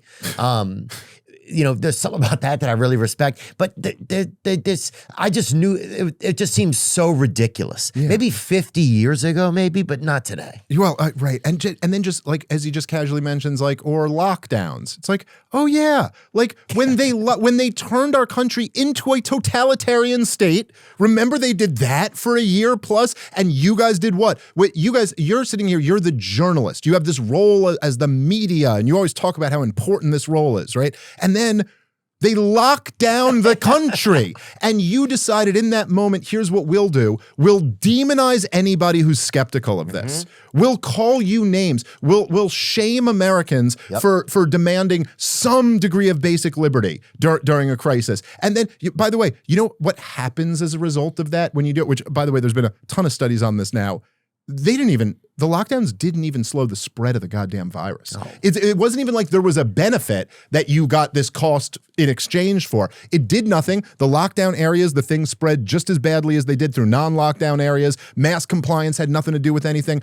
But you know what was real is how many families got broken up over lockdowns. How many AA rooms were closed and people couldn't go to get recovery and ended up relapsing. How many people fell off the wagon during lockdowns? How many people who were like on the edge ended up losing their apartment, ended up living outside on the street? All those guys, they got to live with that tragedy. But your response is to go, finally, after all these years, I'll acknowledge some people were upset about this. We'll do it a little bit differently going forward. Like, shouldn't you resign in disgrace? Like, I mean, like, listen, I'm trying to be reasonable here. I really think you should fall on a Japanese sword in public in front of a lot of people. But I will accept resigning in disgrace and picking up garbage on the side of the road for the rest of your life. And they've shunned that dude that got caught jerking off in the Zoom meeting, remember? Yeah, that's right. That's right. He faced more consequences. Tubin faced more consequences than any of these guys. That dude, they made him come on. Dude, do you know? Because he was jerking off during a Zoom meeting, which, first of all, who doesn't want to jerk off during a freaking Zoom meeting? And who hasn't if most of your body's off screen? But how do you not? Yeah, it's an impossible challenge. But is it crazy, Theo, that I get now, because I do this, whatever the weird career that I have is, but like I'll get all these people now, like high profile people who will be like talking shit about me. They'll be like, Dave Smith, what does he know? What does he know what he's talking about? He's some comedian. He's not an expert. And look, fair enough. What the fuck do I really know, right? I am just a comedian who's read a lot about this stuff, and I get on shows and I talk about like, it's like this, it's not like that. So like, fair enough, call me out. I'm just a guy, and if people want to listen, they can. If they don't, they don't have to. But I'll be arguing, like I'll be arguing on Twitter with Dinesh D'Souza, or recently David Wormser. Remember last time I was on Wormser? Here? So I remember last year I told you about the clean break memo that it was the neocons wrote to Netanyahu to get away from the peace plan and to overthrow Saddam Hussein for Israel. So the guy who wrote it is now talking shit to me on Twitter. The neocon, he was at the Pentagon, he was at the State Department, and they'll say things to me like, they'll be like, Dave, this guy's a comedian. He doesn't know what he's talking about. You go, dude, you were the architect of the war in Iraq. Go away forever. Like, you don't get to come out here and go, who does this guy think he is? Who do I think I am? You got 1 million people killed and didn't get punished for it. Just kindly go away. Is that an unreasonable request? I know. Like, but anyway, the CBS guy, I guess what's interesting is at least he's acknowledging it. I guess. At least it's there's just like, bizarre. Now, by the way, also in the background of this is that CBS News was just purchased by the Israel lobby. Yes. And so this is their, yes, I'm sure we can really trust you now. Yep. Let's play a little bit more of that clip of the guy that was talking. Fitness for office. The point is, on too many stories, the press has missed the story because we've taken into account the perspective of advocates and not the average American. Or we put too much weight in the analysis of academics or elites and not enough on you. And I know this because at certain points, I have been you. I have felt this way too. I felt like what I was seeing and hearing on the news didn't reflect what I was seeing and hearing in my own life. We're living in a dystopian time, bro. Yeah, it's like, and then is it too much for me to ask that you resign in disgrace? Right. You know, like, or in disgust, I should say. Like, I'm saying, like, if you're going, I've felt that same way too at times. Well, then what the fuck, man? Like, no one's putting a gun to your head. So leave and blow the whistle and become all of our hero. Yes. And go have the biggest podcast ever. You know, like, it's not even like a difficult thing to have done. It's not even like there is more culpability for you than there was for the average Nazi soldier. At least the average Nazi soldier was like, I'll get shot in the head if I don't do this, you know? Like, you had nothing except giving up a $10 million salary or something like that. Like, you know, and by the way, you could still go make lots of money because the people would rally around you if you did something like that. And like, it's like when there's that tape of, if you're not going to tell the truth, what are you, like, you know what I'm saying? I mean, that's your job. Right. It's like, but it's like, if you're not going to try your best to figure it out. I don't know. I couldn't imagine sitting there regurgitating lies, like just how much it would make you crawl on the inside. Yeah. Yeah. No, it's an amazing ability. I mean, I've been close up with it.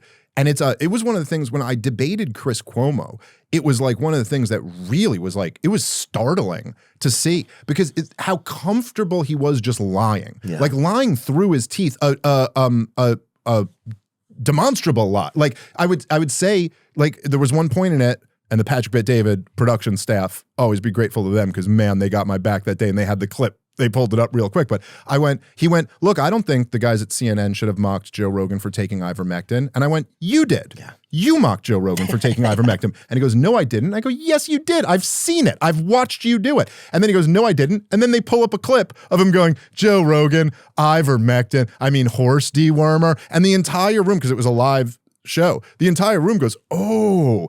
And then he goes, oh, no. I was saying like the veterinary version, not the regular version. You go, what version do you think Joe Rogan was taking? You think Joe Rogan went to the pet store? Like, yeah, he's got a few bucks. I don't know if you've heard, but he's at a fucking Petco. Yeah. You think he drove and parked at a Petco and walked in there past the gerbil cages? You're like, believe it or not, Joe Rogan can afford doctors. That's the part where they're grooming the dogs right in the front when you walk in. Hi, I'm world famous Joe Rogan. I was here to pick up some ivermectin. I have a prescription for my dog I'd like to fill. Oh, you got worms, Joe, huh? But these people who work in corporate media, man, they get real comfortable just saying like a knowing lie that they will just repeat because that's the business.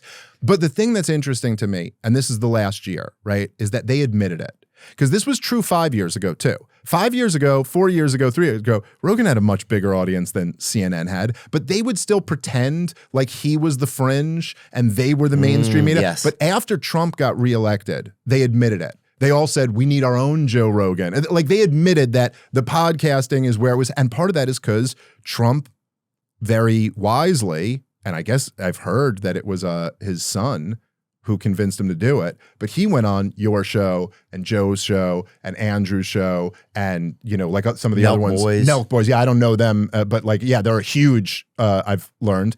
And so he rode this kind of podcast wave where the new media was. He went to them. It was smart of him. Very smart. And then there were, and I thought it was really, like even when on your show with him, one of the things that was cool, like we've never really seen that just like in the middle of a presidential season where a president comes in and just doesn't really talk politics.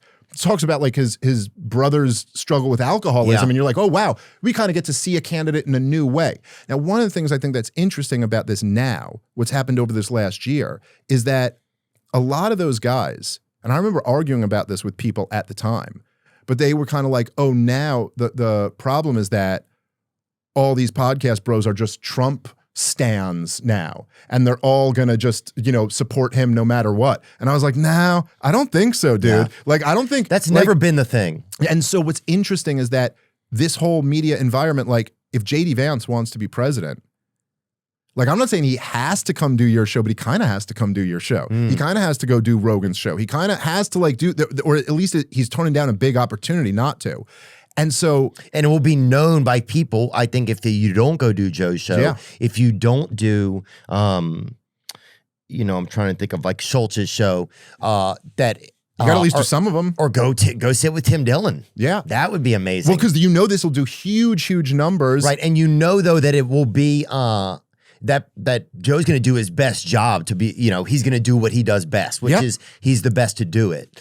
But I just think it's that not going to be controlled. Right, that's the thing. Yes. And they're going to have to answer some questions next time. Yeah. And like that's one of the interesting things right now, right? Because like there was over this last year, really, I mean, it's the last 2 years, but really over this last year, there was this huge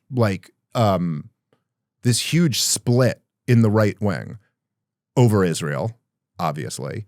Was it the biggest cause, you think? I think that, look, obviously Charlie Kirk being killed was but look, Charlie Kirk was already dealing with it before he died. Like it was a dynamic at Turning Point. It was a huge scandal when he had Tucker and me and Megyn Kelly at Turning Point. And then he went on Megyn Kelly's show and talked about how all the Zionists were like flipping out on him and how crazy it was that he had been such an ally, and they were turning on him just for hosting a debate and hosting a few voices that were critical of Israel. Not really that many actually, but this has been a huge split, but it's not a split like it's 50-50. it's a split, like the entire youth is against this unconditional support for Israel. A huge portion of, like Candace and Tucker Carlson and Nick Fuentes have been surging over this last year. They're bigger than ever. Yeah. Meanwhile, Ben Shapiro is like losing 1,000 YouTube subscribers a day. Mark Levin is just getting ratioed every time he opens his mouth on social media. Yeah. And so what's happening now is there's this dynamic where I thought he was Jim Cramer. I didn't even know who he was. I kept confusing those I two. got confused. Go on. No, but now there's this situation. Well, but I'm saying now you have this dynamic where J.D. Vance wants to be the Republican nominee. Well, like 80% of the base is for America first, not for Israel first, And now, and particularly with all those shows we were talking about, like your show, Rogan's show, Tim's show, Andrew's show, all these guys, everybody, my show, all of us are like, we don't want to fight wars on behalf of Israel. Yes. So it's like, where do you go now? Now there's a real media environment. Not saying it's perfect, and I'm just naming the comedians. There's a lot of other great like news shows out there for too. Sure. Like Breaking Points with Sagar and Jetty and Crystal Ball is a great show. Like there's a bunch of really good shows online that aren't in this corporate controlled media environment where they're actually going to have to face some of this stuff going forward. So I'm very optimistic about that kind of long term, that we've like cracked the state's monopoly on propaganda. Yeah, it is going to be interesting because you're going to have to answer. I don't know if you're going to be able to say you're a pro-Israel candidate. It's going to be tough. Now, here's the thing is that, and they're going to be in a Charlie Kirk type situation here. And I'm not talking about Charlie Kirk's assassination, but I'm saying the position that Charlie Kirk was in right before he died. And the reason why he was sending those text messages to Josh Hammer and them that I have no other choice than to abandon support for Israel, and while he was complaining about all that stuff on the Megyn Kelly show, is that he was caught between a rock and a hard place, which is exactly what J.D. Vance is going to be caught between now. Because you've got, well, look, in order to lead an organization like Turning Point USA, you need your young activists, and then you need your donors. Right? You need billionaires to give you money, but you need young activists to show up. And so Charlie Kirk was in this position where he's like, dude, the young activists are completely against this shit. But the donors won't even let you host a debate about it, let alone take that position. And so what do you do there? And now J.D. Vance is going to be in a similar position too. If you come out and you say, I'm pro-Israel, well, man, I mean, at this point, that turns a whole lot of us off. But if you say I'm anti-Israel, that's a tough, in Washington, D.C., you can't survive there for long. So he's got to try to walk this tightrope that is becoming more impossible by the day. He's going to need a strong mascara. Yeah, you better put your best mascara on for that one. Type shit. And I like JD, man. He knows. I like JD too. I like JD. Listen, I like JD. I even would like to maybe be able to support him. Yeah. But I'm in a position right now, I don't see how I'm going to be able to, at least from my perspective, because you're coming off of, you're going to be attached to the administration that did everything Netanyahu wanted and covered up the Epstein scandal and didn't solve any of the major problems in the country, short of maybe the border. And also, J.D. Vance, what are you going to say? What are you going to run on? This time we'll really drain the swamp? Right. Like, what are you going to, and also, just because Trump is Trump, he can't really criticize Donald Trump because he's still his vice president as he's running a presidential campaign. It's a tough spot. Yep. Bro, he's good. That's the tightest rope in the world.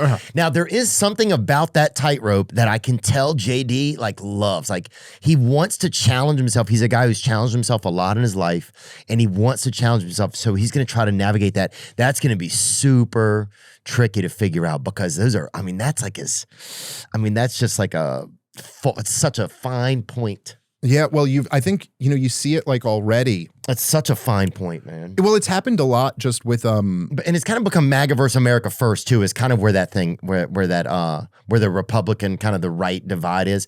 Like, yeah, I liked Trump the first time because he was an underdog. I was like, oh, this dude is just some guy. Like, I know he's Donald Trump, and I know he's like been known for crooked antics and dodging like contractors and shit over the years. Yeah. But then also it was like, fuck, if this guy wins, I remember when he won the first time, I remember driving down the street and thinking, oh shit, anybody could be president.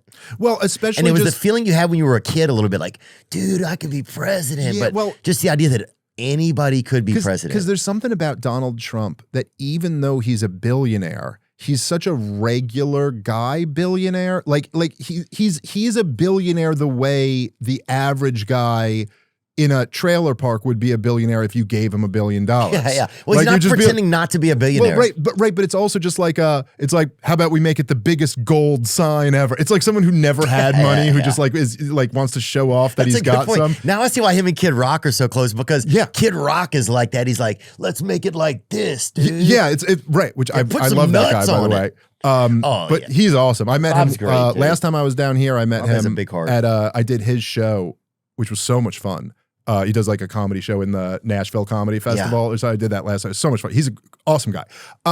But so Donald Trump, and then also you had, he speaks like a regular guy. Like he doesn't speak like a highfalutin academic or something like that. Right. He speaks like a regular guy. Regular people can understand him. And then he announces he's running for president, and his pitch is drain the swamp, and I'm going to fight for you. I'm going to fight for you to win. And then because he says that, every media apparatus, every Hollywood actor, academia, and the entire political class all hate his guts and are working against him. And so he's naturally just cast as like the underdog, the guy who's there for you, who's going to take them. And then he sits in South Carolina. It was so ballsy. And Donald Trump always had an amazing ability to like say the obvious truth and then give you permission to also agree with him. So like he goes in South Carolina, of all places, at the Republican primary, and he looks at Jeb Bush and he goes, your brother lied us into war. Oh. And this was an amazing moment in American history. So he says this to Jeb Bush. Then Jeb Bush goes, that's very offensive that you would say something like that. Then he doubles down on it. He goes, they lied. There were no weapons of mass destruction, and he knew there were no weapons of mass destruction. Like the biggest accusation you could make, your brother led, I mean, you're looking at South Carolina. It's one of the most militarized states in the Union. At the Republican National, he's like saying, your brother's dead because of him and his brother and what they did, you know? And then that night on all the cable news, it was unanimous by everyone who knew, all the experts, all the ones who say, I'm just a comedian, I don't know what I'm talking about. They're the experts. Every single expert went on TV that day to say, Donald Trump is done. He's finished. Because let me tell you, one thing you can't do in South Carolina is insult the military and George W. Bush and blah, blah, blah, blah. And then the next day at the primary, Donald Trump dominated, just destroyed Jeb Bush, who walked away with like 1% or something like that. Just destroyed him.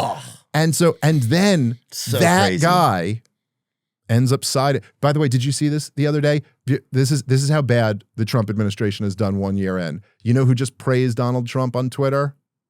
Jeb Bush. Jeb Bush. You're lying. I swear to God. It'll be right up there at the top. It might. Oh, I think it's that first one. Yep, right there. Pinned tweet. The Islamic Republic does not represent the great Iranian people. President Trump continues to demonstrate historic leadership on Iran. So why? Jeb Bush is now praising Donald Trump. And why? Is it because Jeb Bush woke up and became a lot better on stuff? No. It's because Donald Trump is finishing off what was the 7th country on General Wesley Clark's list of 7 countries that were to be toppled.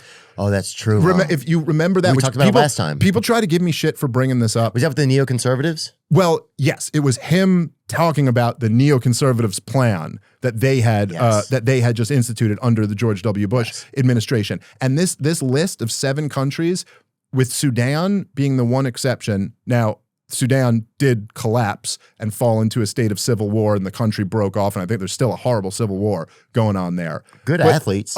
Very good. But of the other countries, okay, there's 6 left on that list. Israel, the U.S., or both have attacked all of them since that point. Bombed all of them. And the last regime change was supposed to be Iran, which, okay, Donald Trump stopped short of regime change there, but he did launch a war against them flirting with it, over the summer, and still flirting with it. That thing is not over at all. We're at halftime. Again, like the mission accomplished banner, like the people with Venezuela right now, they always love to celebrate immediately. Oh, Dave, you warned this might be a catastrophe, but look, it was just 12 days. You're like, yeah, but look, it's not over. Yeah. Like, I'm old enough to remember very vividly in 1991, after George H.W. Bush led the Persian Gulf War, and all the war hawks were celebrating what an easy success the war in Iraq was. But then we went on to bomb that country for 30 more years and lost trillions of dollars, and 1 million Iraqis died, and 5,000 of our bravest young soldiers died, and then like 30,000 committed suicide in the aftermath of the whole thing. So you sit there celebrating these wars right after, in the immediate aftermath of them. And Netanyahu and Trump were just talking the other day about when they're going to bomb Iran next. That thing ain't over at all. But anyway, the point being, Jeb Bush loves Donald Trump now because he's siding with the war hawks. He's siding with the neocons against his own voters. That's, I mean, I don't know. Like, whatever you think about him, you have to respect his ability. Oh, for sure. Unless, now what about this part? Do you think that,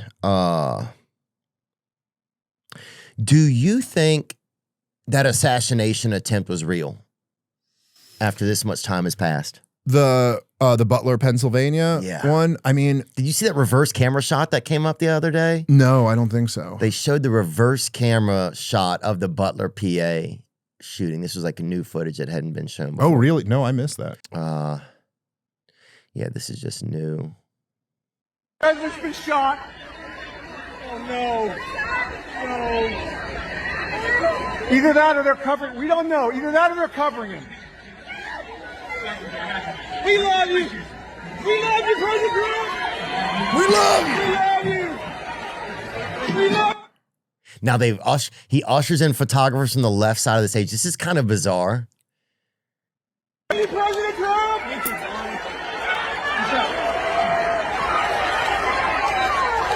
We love you. That is crazy. The flag was lowered in a position. Is this real? Or is the flag being lowered or is the camera moving? That's a good question. That if they paused to lower the flag, though, that is. But we are everything just feels now like we're living in a kind of like a diorama or something. Yeah. Like we're walking in a total Truman Show. It feels like it does feel like one of those time travel movies where like you go into the future and everything's wrong. And you're like, oh, someone's got to go back and fix this. What did we do? Something was supposed to happen different. Go back. Trump, show this a little. Go back to that flag lowering. I want to see that part. I mean, that's. Flag is lowered in a position that it doesn't look like the camera's moving. Dude, that's crazy. That's crazy. And it's crazy to think this is how long they had this dude up on stage. Like, get him off of the stage. It was crazy. And then it's odd behavior shows how they stage the famous photo. And then he starts moving. The camera people come around. Like, wouldn't there be people pushing the camera people away? Like, whoever could get close to him right now? Well, look, I mean, explain why his press agent went to grab photographers after shots were fired. Then they lower the flag into frame. It's just wild. It is weird. Is that also, Trump had the presence of mind to be like, let me make this a photo op. One way or the other. I mean, clearly, he said the first thing he says is wear my shoes. Like, he's like, Trump is so cognizant of being the alpha and like he's just the ultimate genius marketer, says PR person. So he knows, like, even in this moment, I got to be strong. Get my shoes on. I'm not walking out of here barefoot, you know? Yeah. I'm going to throw my fist up. I'm going to so that's amazing how hardwired into you that has to be. You know what I mean? To have it in a moment like that. I've always thought there were just so many questions about how this could have possibly happened. Yes. And that are things that are really not answered and it went by fast. And there seems to be no even like desire to get to the bottom of this. Not like anymore. we got to figure out what happened, obviously. No. Because the people who are supposed to be figuring out what happened they're making apologies at CBS about how they're going to do better going forward. If they're the ones, if they are somehow the same ones who created this, then of course they wouldn't keep looking into it. It would be so that's where you realize it. It's like, oh, of course they wouldn't. They'd have no, because you couldn't maintain a real strong enough desire to continue to look into something if you knew there was absolutely nothing there. Yeah. Right. Yeah. Especially if you had created the falsity. It's like, bring that back up though. That flag lowering is unbelievable. Bro, they lowered the flag into the shot. That is crazy. They staged a famous photo. That's crazy. They lowered the flag. And then one of the other things it says is that how the Secret Service has always been prepared to act after an assassination attempt. That's not even mentioning how his ear apparently regrew. This new camera angle makes it look really suspicious. I do think it is interesting how they just allowed photographers to get right there. Like, wouldn't you think, what if somebody's coming to stab him? What if one of these people? Right. Oh, no, you would think you're in a moment of complete chaos and confusion. You have no idea where the threat is. They have no way of knowing if it's a lone gunman. They have no way of knowing whether there's a team of people here, right? I mean, this is... And what happened to that shooter? Well, they ultimately killed him. Yeah, they took him out. Or they just put some kid on the roof. If they remember, they said that they couldn't get on the roof because it was too slanted. But then they killed the guy and his body didn't roll off. So even a dead corpse stayed on the roof. It was, all of it made no sense. And then they said he had no internet history. It is very, very bizarre. This is fun to talk about and look at, huh? It's wild, That dude. flag lowering is bonkers. Yeah, that's a little strange. And the wound to his ear, I mean, bro, what are the odds? And also just the way he turned at the moment. I mean, it's the craziest thing ever. To just be like that a shot was coming at him and you just, like, you rolled with it like you're a boxer rolling with a punch. Where are my shoes? Like, yeah, bro. I thought he said, where are my Jews, too? That's what I thought he said. Dude. That would have been crazy if he said that.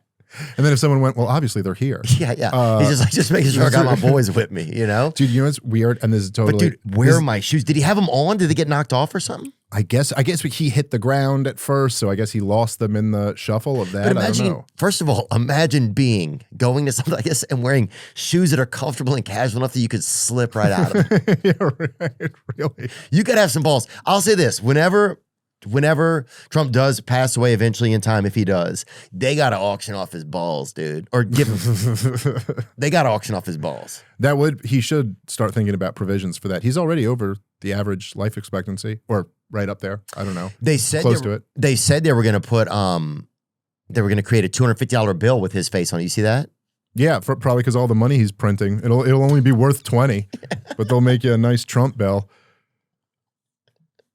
Yeah, the Trump $250 bill refers to the H.R. 1761, the Donald Trump $250 Bill Act, introduced in February 2025 by Representative Joe Wilson. Did it pass? The bill proposed an exemption to laws preventing living people on currency, though it's, living people can't be on currency. The bill proposes an exemption to laws preventing living people being on currency, though it's a symbolic proposal. The bill was introduced in the House of Representatives February 2025. Its future in Congress is uncertain as proposals often face significant legislative hurdles. The U.S. currency denominations haven't gone above $100 for general circulation. You know, I don't know if you feel this way, but I just find myself over the last year just really getting tired of a lot of this stuff. And like, it'd kind of be like one thing. If Trump was doing all the right things and then you wanted to rename the Gulf of Mexico to the Gulf of America, you'd be like, yeah, okay, sure. You know, like that's fun. And I like triggering libs as much as the next guy. So like, that's fun. Or let us have a game each year, a competition, and whatever country wins the competition, it's like in America, South America, whoever wins gets to name it, gets to have it for that year. Well, that was a great idea. But it's like now after like, when you're just like kind of like being Israel's bitch, and then you're burying the Epstein stuff, but I repeat myself, it's like, and then he goes like, we're renaming it to the Gulf of America. You're like, shut up, dude. Like, give me something serious. Yeah. It starts to feel like you're just insulting me. It's like you start like bragging about how you're redoing the White House or how much nicer it looks than when Joe Biden was there. Like, I don't care, man. Like the average guy, like people who are making 70 grand a year can't afford to live. Yeah. Like that's a real thing that we live in a society now. In my grandfather's day, you could just work. My grandfather worked at a factory. That's all he ever did. By the end of his life, I think he had been made floor manager of the factory. But that was his whole life. He just worked in factories. All his buddies worked in factories. None of their wives worked. They all owned homes. They all had 2 cars. They played poker on the weekends. They sent their kids to college. They participated in like the country, in the ownership class. They owned their house, Today, a 25-year-old, even if they got a job where they're making 70 grand a year, something like that, they're living with a roommate. Yeah. You know what I mean? Like and the chick is working and they don't know how the hell they're ever going to buy a house. The average house is going for 700 grand. No idea how and it's like, and they're ovulating stressed eggs, and then they're making DS, Down syndrome children half the time. Yeah. And those kids are back in the factories. You know what I'm saying? Like, well, we don't even know because there's so much goddamn poison around, and all the stuff that Bobby Kennedy always talked about. It's like, I don't know any of which one of them was the culprit or not. It's like, is it the fact that we do 50 vaccines now instead of 12, or that there's plastic in our water, or that there's all these chemicals? Like, I don't know, that all our food's over processed and all this shit. I don't know, but it's bad. We lead the world in disease. Come to America where we don't care if we take care of our health or our procreation. You know? Think about even the Epstein thing, which look, nobody knows exactly, and I guess probably will never know exactly the entire details of what type of intelligence operation this was. And even when people say oh, he worked for Mossad or something like that, you're like, well, somebody doing what Jeffrey Epstein was doing wouldn't have been an employee of the Mossad. You know what I mean? They would have had an actor outside. We know already that he was organizing meetings for the Mossad and Russian oligarchs. We know that Ehud Barak was coming over and staying at his house and stuff, and that that Alan Dershowitz was his confidant and his lawyer. So he's all tied up with Israel and the Israel lobby. But so if it is what it looks like, which is are you telling me that a foreign government that, by the way, is our welfare state, that we pay portions of our taxes to every year, you're saying they ran an op to rape American children, American girls, to compromise people, or at least there were American girls raped in the process of this network of events, and that you're covering that up? What? And then you're going to sit here and tell me about how you redid the White House or something, and I'm supposed to, or even just the moment when he called the reporter a fat pig, he called some female reporter a fat pig, and then you're just kind of dude, you're a scumbag, piggy, whatever. But he's you're a scumbag, dude. And it was over an Epstein question. Was it? Tense exchange that President Trump had with the press aboard Air Force One is now going viral. It stems from the words that he chose to try to get a female reporter to stop asking questions about the Epstein files. Here's the clip. Yeah, if there's nothing incriminating in the files,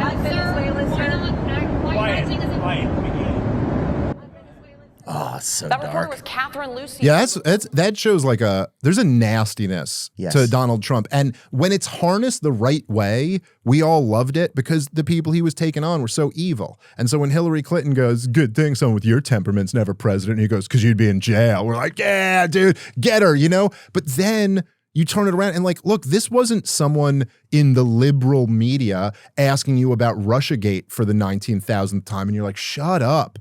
She was asking a totally legitimate question. Sir, you campaigned on releasing these files. Your FBI director and deputy FBI director and attorney general all told the American people they were going to. She asked a totally reasonable question about the files. And then he just goes to this vicious, insult. Right. And I don't know. Look, I know there's a lot of people out there who still support Donald Trump. That's fine. But I'm out. I just don't. I can't. Are you? I can't defend that shit.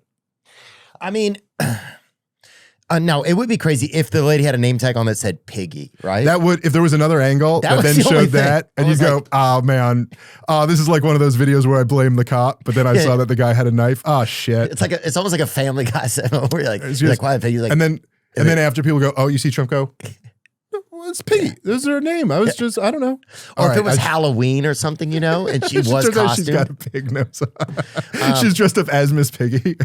Yeah, that's the only way that I think that would have made sense. I'll apologize if that information comes out. I think that irked me because it was you start to assume, okay, maybe the girl's thick or has some thighs or something like that, maybe, right. or it just isn't a body style that he likes. And And so that's why he was like trying to find Yeah, like you think like he was trying to say the thing that'll have her crying tonight when she gets home or one whatever. thing that would hurt her feelings. And everybody hates that. And also, but it's just over, it's clearly in that example, it's over his defensiveness. Yeah. His insecurity that this isn't going well for him and that he's covering something up and he looks bad. But it just seemed, You remember when Elon said, when him and Elon had their split, and that was the thing Elon went to. That was his go-to when he got real furious. He goes, oh yeah? Well, let me tell you something. It was like your girlfriend saying you have a little dick when you break up or something like that. His go-to was, Trump's in the Epstein files, and that's why they haven't come out. And that was before he made his whole move to like publicly try to cover them up. And I gotta say, does make you wonder. Does make you wonder what exactly did Donald Trump do? He definitely knew the guy. He definitely partied with the guy. And he's on record. I don't know if you've ever seen this, a videotape of him talking about how Jeffrey Epstein likes the ladies young. Like he knew something about that. Do your best to find it. They have the quote. I've known Jeffrey Epstein for 15 years. Terrific guy. He has a lot of fun to be with. He likes the beautiful women as much as I do, and many of them are on the younger side from 2002. So 2002. And I'm almost positive I have seen it on video, but that's the statement. But still, like, really weird things to say about a guy who 6 years later gets convicted for soliciting an underage prostitute. Like, Yeah, it makes you wonder what type of control these higher entities have, right? Yeah. Because do they do something like that with Trump where they say, okay, we have a bullet that's so accurate, because who knows, maybe they used a drone right here, you know what I'm saying? And had it 20 feet off or hidden behind you don't know. They could have, they could have done something like that and just said, okay, if you don't do this, whenever this phone rings, if you don't pick it up and do whatever is said, you're going to die, right? You have to just wonder what kind of things are they using, because that could be the ultimate thing. You know what I'm saying? We're going to harm someone from your family. Yeah. Well, it's something people have always wondered about because, you get people who, like, we know, right? We know for a fact that these are people who will lie the country into war. So these are people who are comfortable with like killing a whole lot of innocent people for an agenda. And in fact, I think like Henry Kissinger even kind of said, like, his whole worldview was that once you rise to the upper echelons of power, there's no such thing as like morality anymore. This is like a grand chessboard kind of, And so like once you look at things like that, like just think about like if you were like, if you're willing to make the decision to send Israel more weapons after you've seen what they're doing with those weapons, or even you'll go over there and like Nikki Haley autograph a bomb that's about to go be dropped. Like even if you somehow supported what Israel was doing, which I don't know how you could, but even if you did, like you'd go, look, it's so horrible that they have to do this, but they've got to get Hamas out or more people will end up dying or something, whatever your rationalization or justification was. You still recognize that a lot of these bombs are dropping on kids. I'm not going to autograph it. There's something like, it's so tasteless and evil. But so you're already that type of person. What else would they do to control people? Well, it seems like killing's not off limits. So it does make you wonder, like, what, and we know some things, like, from history, like, we know the way, say, like, the FBI was blackmailing Jack Kennedy, where they were basically were they? Yeah, they it's all been like well reported on and documented that in Jack Kennedy, you mean John F. Kennedy. JFK. Yeah. So in fact, even in the movie that they did, they had because his wife's nickname was Jack Kennedy. Jackie Kennedy. Yes. But they called him Jack for that was his nickname. But no, they what's his name? The head of the FBI. The JFK movie? Hoover. John Edgar Hoover, like, presented Bobby Kennedy was the attorney general, and he presented him with a whole long like a document of all the women that JFK was cheating on his wife with, and then gave him a like, don't worry, we have all of this, we'll make sure it doesn't get out. Hey, who are you thinking of nominating for FBI director? Because I'm thinking you do me again, like, and they did. And he just had, and so there's all types of different levels of that shit. And you know what's messed up, dude, is like it's dark and it's twisted, but some of it also sounds kind of like there's an excitement and there's an addiction about the nefariousness. Yeah, I think so. There's something tantalizing about it, you know? And I bet there's something, I bet that's true with just power. Right. You know, like just the power has got to be a drug. Everything must just be. When I first started stand-up, so this would be like, I started in like late 2006, and this was somewhere in 2008. So I'd been doing comedy for like 2 years. And it was my first road gig that I ever did. Jay Okerson brought me, and it was in Detroit at Mark Ridley's Comedy Castle. And they, at the time, like none of us sold tickets or anything like that, but they papered the room. So it was a full room. Yeah. And I had maybe been in front of like 70 to 100 people in like my biggest shows. And this was a 350 seat room, papered. I was super nervous, but they were an unbelievable crowd. Like it was easy. They were just white hot. I was a brand new comic, you know, it was probably doing like kind of horseshit jokes, but like they worked and I was getting laughs, but I had never done a room of like 350 people, and they were hot. They were just white hot. They just loved everything. It was easy. And just I remember the feeling of just killing with a room of 350 people, which I had never experienced before. And it be almost like just being like intoxicating, you know? Like, just like, you know, it's just so great. And like, almost like there's nothing I could do in life right now that could ever recreate that feel. Because, you know, there's something about being a new comic too, that like even doing like a big room now, it's still fun. It's still great, but it's not quite like that first time when you're so nervous and then it's so awesome and then it's so... But so like imagine the feeling of power of when you could like move nations, you know, like you could make a decision. And I'll tell you, there's this tape of Hillary Clinton right after they overthrew Muammar Gaddafi, which was her big, they called it Hillary's war. And even Barack Obama in his memoir said she was really the one who pushed him over the edge. He was like 50-50 about it. Hillary Clinton really got him to do it. And they wanted this to be the thing she ran on. Against Iran? No, this is against Libya. This is when they overthrew Muammar Gaddafi in Libya. And she comes, and this is when you might remember, this was like her famous thing where she goes, we came, we saw, he's dead, ha ha, and then just starts cackling, laughing. And you can see in her the sociopathic excitement that she just overthrew a government of a nation. Like, and now Libya has been a failed state ever since, and probably hundreds of thousands of people have died, and there's open air slave markets still to this day. And even by the time she was running for president in 2016, she couldn't run on this anymore because it was 5 years later and the whole thing was a disaster already. But look at the happiness in her face. Look at the excitement. It's so, I mean, that is the land of unconfirmed reports. Yes, we came, we saw, he died. Did it have anything to do with your visit? I mean, she's talking about a human, however you feel about Muammar Gaddafi, he was a rough dictator. She's talking about a human being who was dragged through a street by an angry mob and sodomized to death. Like, I'm just saying most normal human beings would have at least a thing in them where you're like, you probably aren't cackling about that. Yeah. Like a couple days after it happened. Yeah, I guess there's this other world where it's like it's just dark up there. But yeah, people are toppling nations. People are thinking about world power and world control, moving trillions of dollars around. You know, like so there's an element of that, and then you know.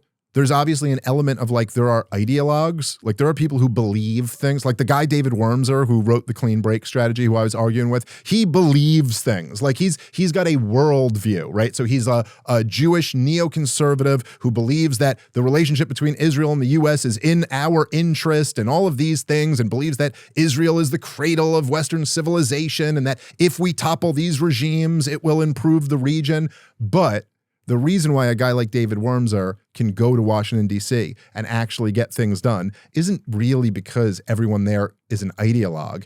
It's because weapons companies will fund the think tanks that produce that type of bullshit. Right. Even though it's the dumbest shit ever. His whole plan was that like they would install a Hashemite in Iraq, and that the Shiites of Iraq would have to listen to the Hashemites. It's all ridiculous. It's like they're like it's like a Muslim lineage that supposedly is royalty or something like that. Like the king of Jordan is a Hashemite. They're originally from Saudi Arabia. I forget like the whole story, but they're not native to Jordan. They're Arabs. But Anyway, the whole plan is ridiculous, but the reason why like Bill Kristol, like all the neocons, their think tanks were always funded by like Lockheed Martin and Raytheon. It wasn't because those guys believed in any of it. Right. It's business. It's just like, yeah, there's going to be another war. We'll get to sell a whole bunch of weapons to the government and rip them off, you know, and make hundreds of billions of dollars. So like, it's not, so like, I don't know, there's just all these things going on at once. And I don't know exactly how they control everybody, but it sure is interesting watching all those guys. You know, you just like, you watch Kash Patel on a podcast and then Kash Patel, you know, when he's in power. And man, are they different people. Yeah. It's wild. I mean, the wildest thing to me is how kind of accessible everything kind of seems.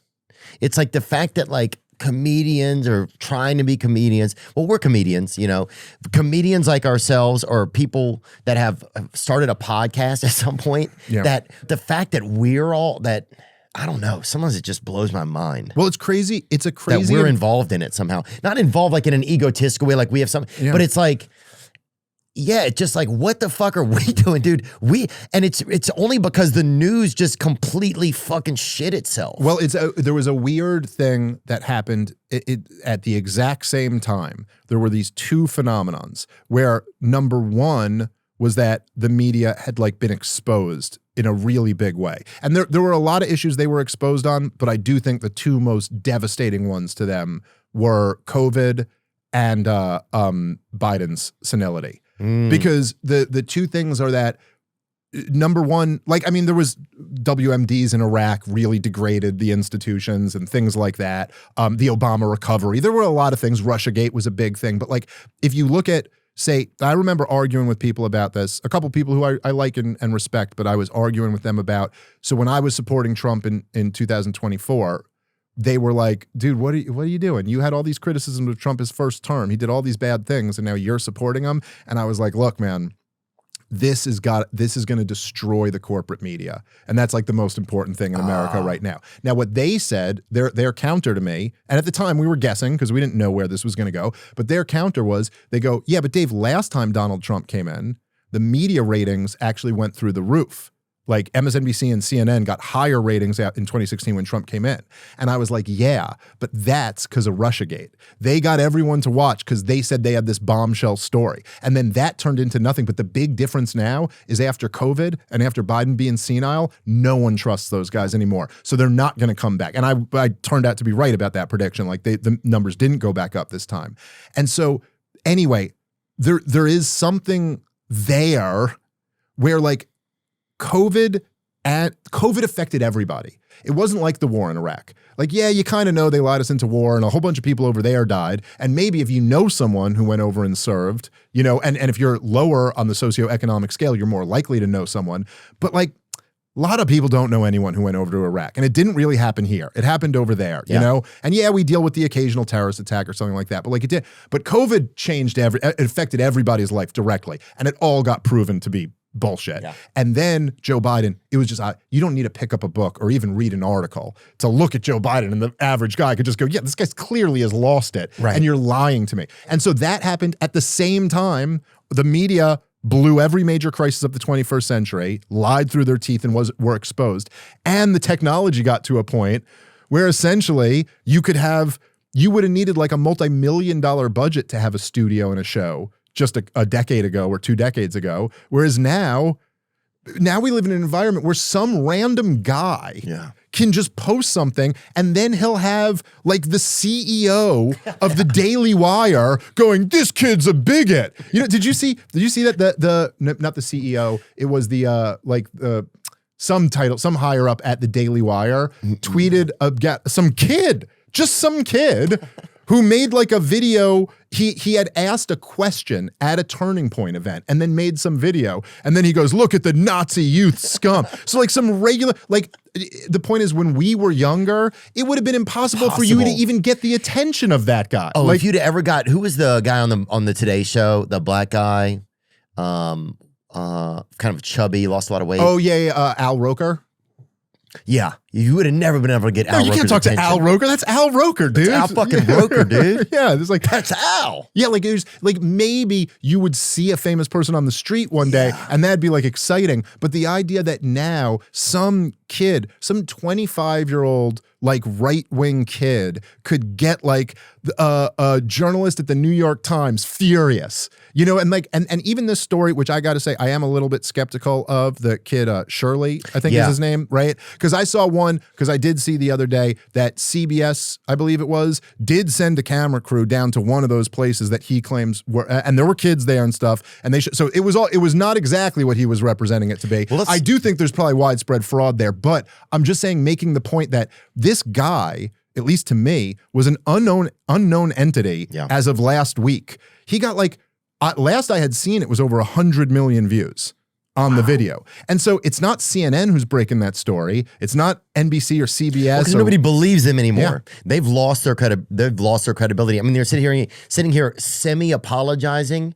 for not even really apologizing, just saying, trying to mildly admit something. Like, shouldn't there be a class action lawsuit against them? Yeah. Is there any code of liability? Like, could there be a class action lawsuit against them for something? Yeah, well, that's right. It's not even like you go to jail or there's a lawsuit, but how about just like mass firings? Yeah. Resignation, something. No, instead, and then for anyone paying attention, you're like, dude, we know what just happened. The Israel lobby just purchased you. Barry Weiss is now in charge because you guys are bleeding support. You're not even in the business of news. You're in the business of an agenda, obviously, right? Like, it's almost like, so I don't even like, sometimes with people like Barry Weiss and Ben Shapiro and all these guys, people who are surely not fans of mine, but it's like, I would at least just admit you're the Israel lobby. Then at least we could have an honest conversation. At least admit your priority here is Israel. And then we could talk about and just skewing things pro-Israel. Yes. Like they just had those announcements of like that they need, who was the guy who just said we have to adjust social media or we're going to lose the First Amendment? Did you see that guy? Oh, yeah. Right. Yes. I did see the video and bookmark it. I forget what the guy's title was. But also just these people are like so concerned about, they'll be like, you know, there's this rise of anti-Semitism. And like, fair enough. I personally, and maybe I'm biased because I'm Jewish, so maybe I'm not, you know, the one to speak on this. But like personally, I've always been very critical of Israel and the Israel lobby, but I'm not like critical of Jews. I have regular people are regular people, and you shouldn't judge individuals based on groups. I'm against collectivism, unlike Sohran Mamdani. I'm an individualist. But if you're real concerned that there's a rise in hatred toward Jews, isn't it kind of reasonable to go like, maybe you shouldn't have prominent Jews out there saying we're going to repeal the First Amendment? Like, maybe that's not helpful. Yeah, I don't know if this does help. I mean, I just don't understand why this guy, just in Israel, cybersecurity billionaire Shlomo Kramer says it's time to limit the First Amendment. We need to control all the social platforms and take control of what they are saying. Let's see this. I know it's difficult to hear, but it's time to limit the First Amendment in order to protect it and quickly before it's too late. What do you mean? I mean that we need to control the platforms, all the social platforms. We need to stack rank the authenticity of every person that expresses themselves online and take control over what they are saying based on that ranking. The government should control the social media. Yeah, that's what you want to hear out of a thick Israeli accent. But fuck anybody who says that kind of thing. Yeah, that's right. No, you're my enemy now. Yeah, you're the enemy, dude. You're going to control what we say in order to, but this is the crazy part, to protect the First Amendment. It's George W. Bush's line about the free market. Is he said when they asked him about the banker bailouts, they go, I thought you were supposed to be a free market guy. Now all of a sudden you like socialism when it's big banks that fail. And he said, I had to abandon the free market to save the free market. That sure is a nice way of saying nothing. Actually, you just abandon it. You didn't save it at all. You just bailed out a bunch of rich bankers. And actually, government taking control of what people are allowed and not allowed to say isn't preserving the First Amendment. That's just, this is straight up Orwellian newspeak. But like, we're just, everything is, there's this there's another level of control. I feel like it's never been more obvious that there's another level of control, but but also that people are nervous, because I don't know if you'd have a guy saying this sort of thing. I mean, they're freaking out. A lot of social platforms. I know TikTok just got bought by Adelson from Oracle, and there's a lot of concern that they're gonna try and limit or dictate what can be said on there, Yeah. Well, that's what all of this is about. And this is kind of what I meant by at least just be honest with it. Look, the reason this guy's saying this, and the reason they just bought TikTok, and the reason Barry Weiss was just installed at CBS News is all for one obvious reason, which it's the letter that Charlie Kirk wrote to Benjamin Netanyahu. And Benjamin Netanyahu, right after Charlie Kirk got murdered, read a couple lines from that letter, but he didn't read the whole letter. Did he write him a letter? I didn't even know that. Yeah. So the letter basically says, we're getting killed out here. The Israel side is getting annihilated. Dear Mr. Prime Minister, one of my greatest joys as a Christian is advocating for Israel and forming alliances with the Jews in the fight to protect Judeo-Christian civilization. So Netanyahu reads that part. It doesn't mention any of the rest of this. Most recently, I'm proud to have taken over Ambassador Huckabee's show on TBN, where we continually support Israel and the Jewish people. My team and I have spent months analyzing these trends and debating ideas that could help you and your country push back against the disturbing developments. Anti-Israel sentiment can undermine American support for Israel.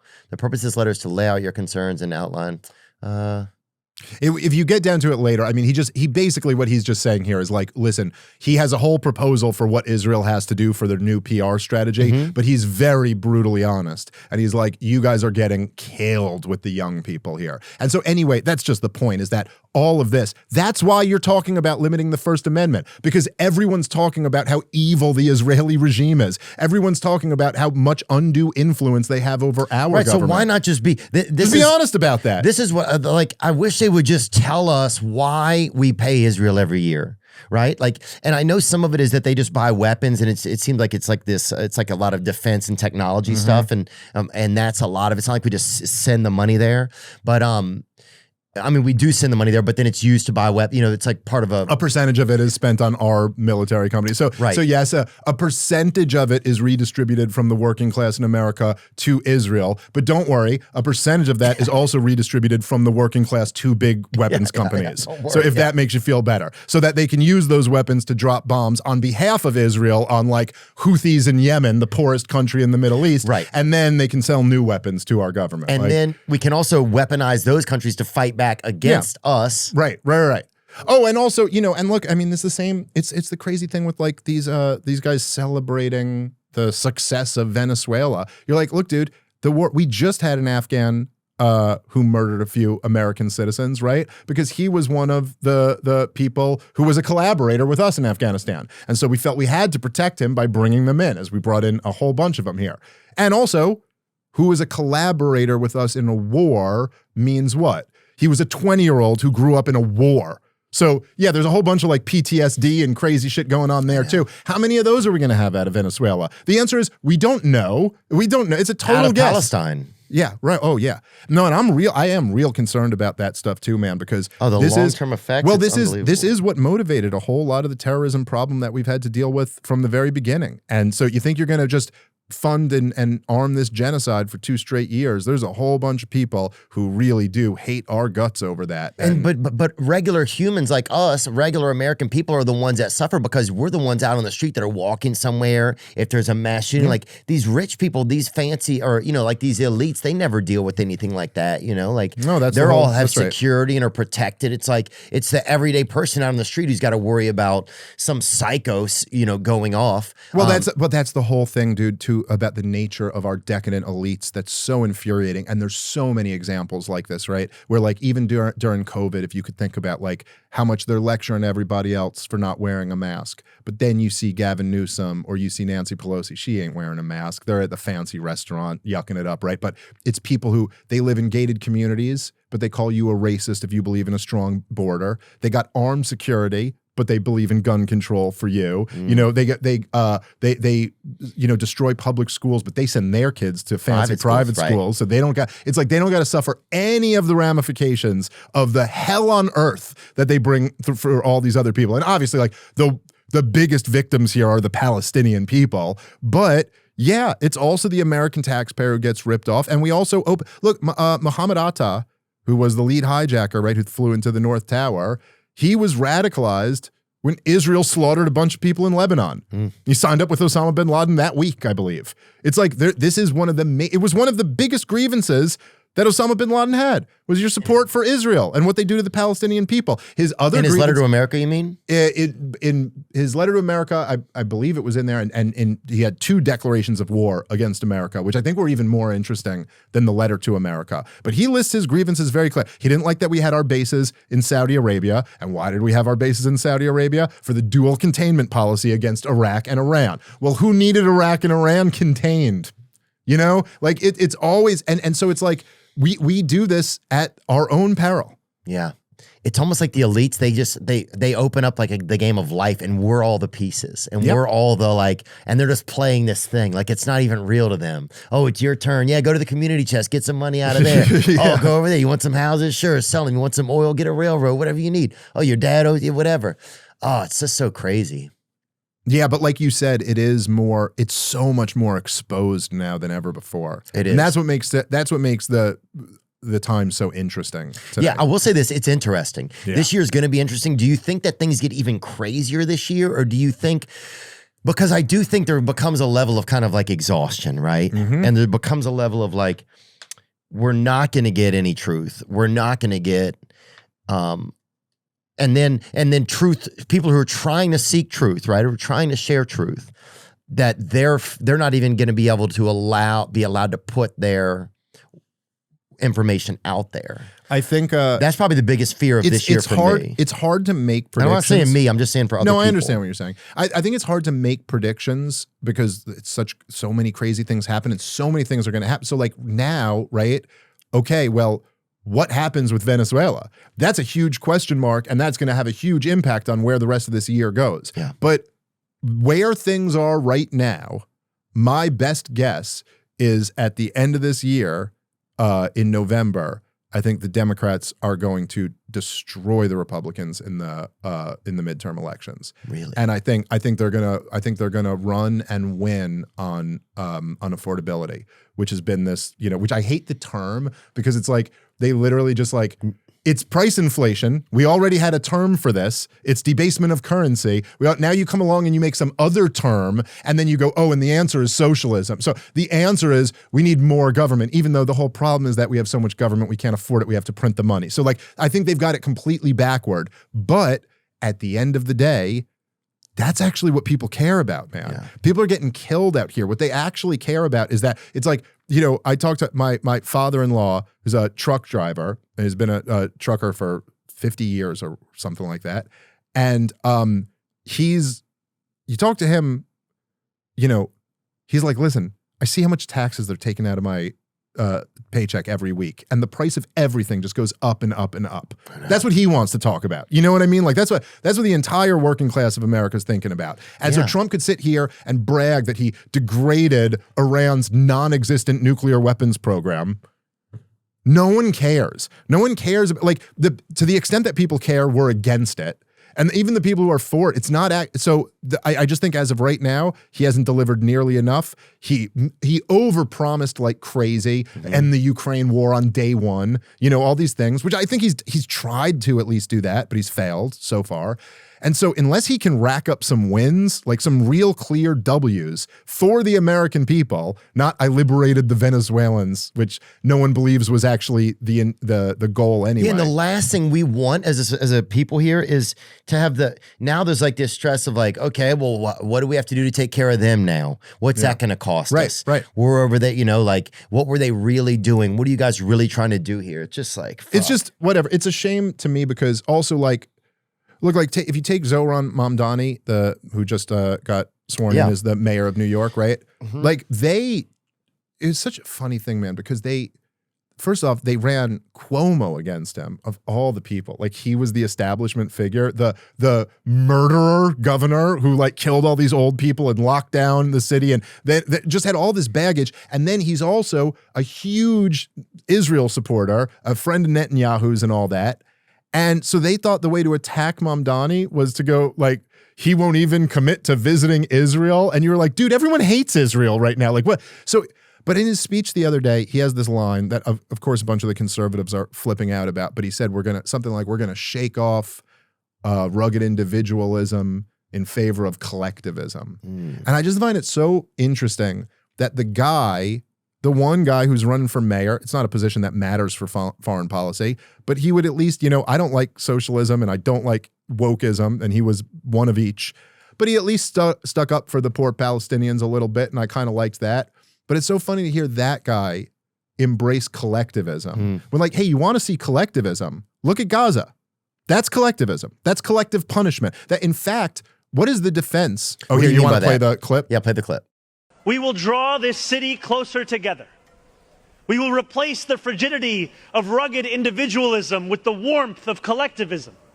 If our campaign demonstrated that the people of New York yearn for solidarity, then let this government foster it. Because no matter what you eat. Well, let me say my point. So look, when I say what's going on in Gaza is collectivism, what the number, and I've done like a bunch of debates on Israel Palestine over the last couple of years, like dozens of them, and the number one defense, I'm sure you've heard this back too, right? Like the number one thing that an Israel defender would say to you is, don't start a war. They'll go, this is war. Yeah, innocent people are dying. It's terrible, but it's war. And Hamas started the war. And this is what happens when you start the war. And therefore it's on Hamas, right? And so like, now look, there's a lot of things wrong with that defense. Like part of it is that like, okay, yeah, but what about a brutal 60-year occupation? What about being kept as permanent refugees for 80 years? What about you killing a whole bunch of people? Like who really started it? But the most fundamental thing that's wrong with saying that's why you don't start a war is that the people we're talking about didn't start a war.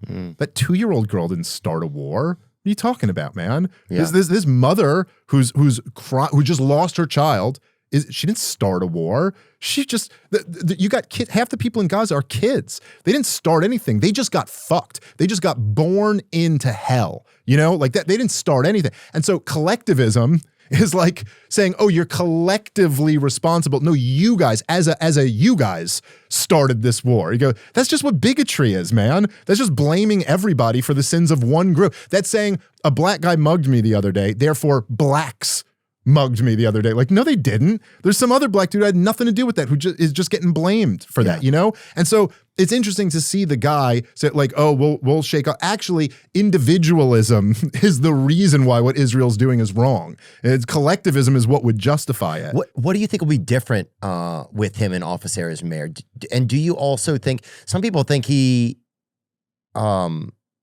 actually for the opposition, really? I don't know. Do you ever see, he had one of my favorite woke tweets of all time.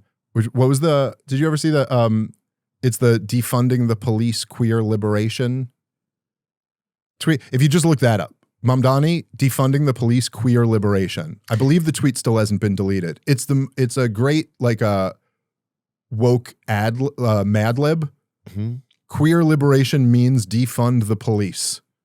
Zohran Mamdani, like he was real into that woke shit back then. I just love, it really does feel like you just picked out woke words and put them all together. But I think this guy's just kind of like an intellectual lightweight and kind of goofy. I don't think he actually gets that much done in New York City is my guess. I can't imagine. But maybe. I don't think any of it's good. If he gets any of his plans through, it ain't going to be good. Well, you know what I like? I think, and this is just my perception, right? I could be totally wrong. What I liked about him was I just felt like he was the underdog. Well, that is true. No, he was. He was, and the entire establishment was against him. That's the thing that always gets me. It's like, are you the underdog?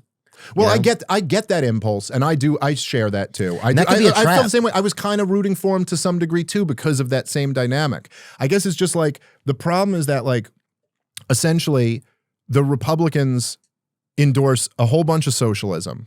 Like there's we have giant entitlement programs, Social Security and Medicare. They're actually, both of those programs are socialist programs, but they're socialist programs that redistribute money from a poorer group to a wealthier group, which is pretty indefensible when you think about it. Like, young people are poorer than the old people that they have to work to pay their Social Security and Medicare payments for. That's pretty wild. But they're assuming that it's them.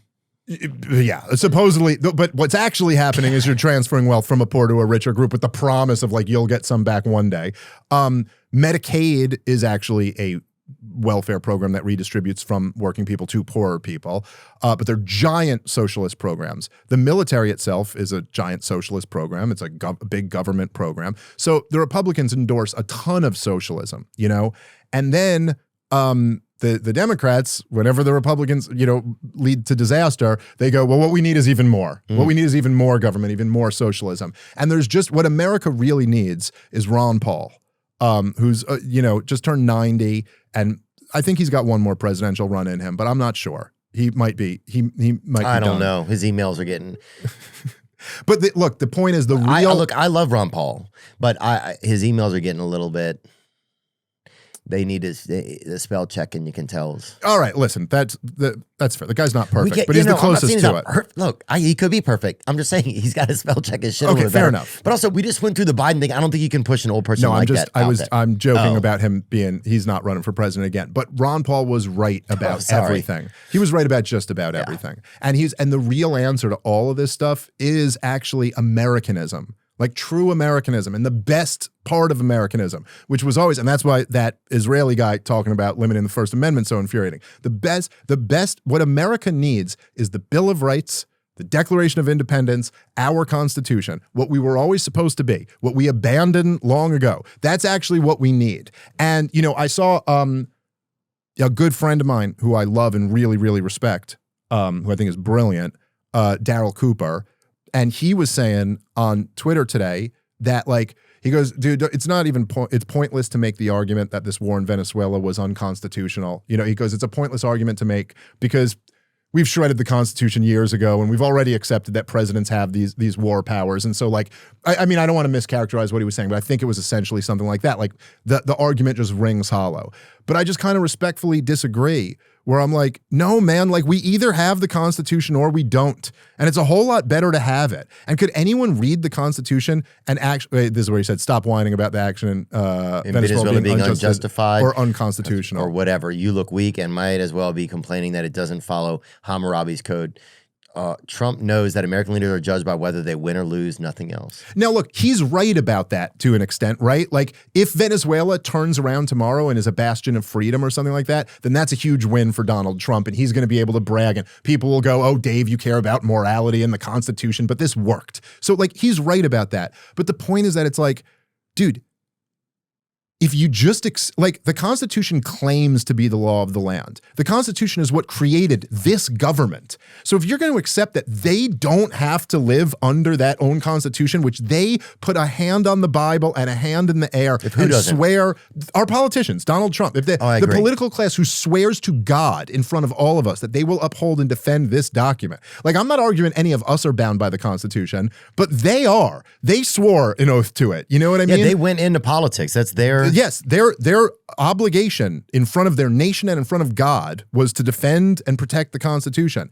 And you can't tell me, dude, that it's constitutional for a country that clearly poses no threat to us, even if the drug accusations were true. It's not like an immediate, it's not there's nuclear missiles lined up on Cuba and the president has to take action. It's you had all the time in the world to come to Congress, to have a debate about this, and for our elected representative government to vote how they feel about the war, make their arguments to their kids. But if you're telling me that the legal justification that they're going with is that he's not the president, that's what Marco Rubio said. No, we didn't get the president of Venezuela. We just got some drug dealer. He's just a gangster. He's not the president. That was Marco Rubio tweeted today.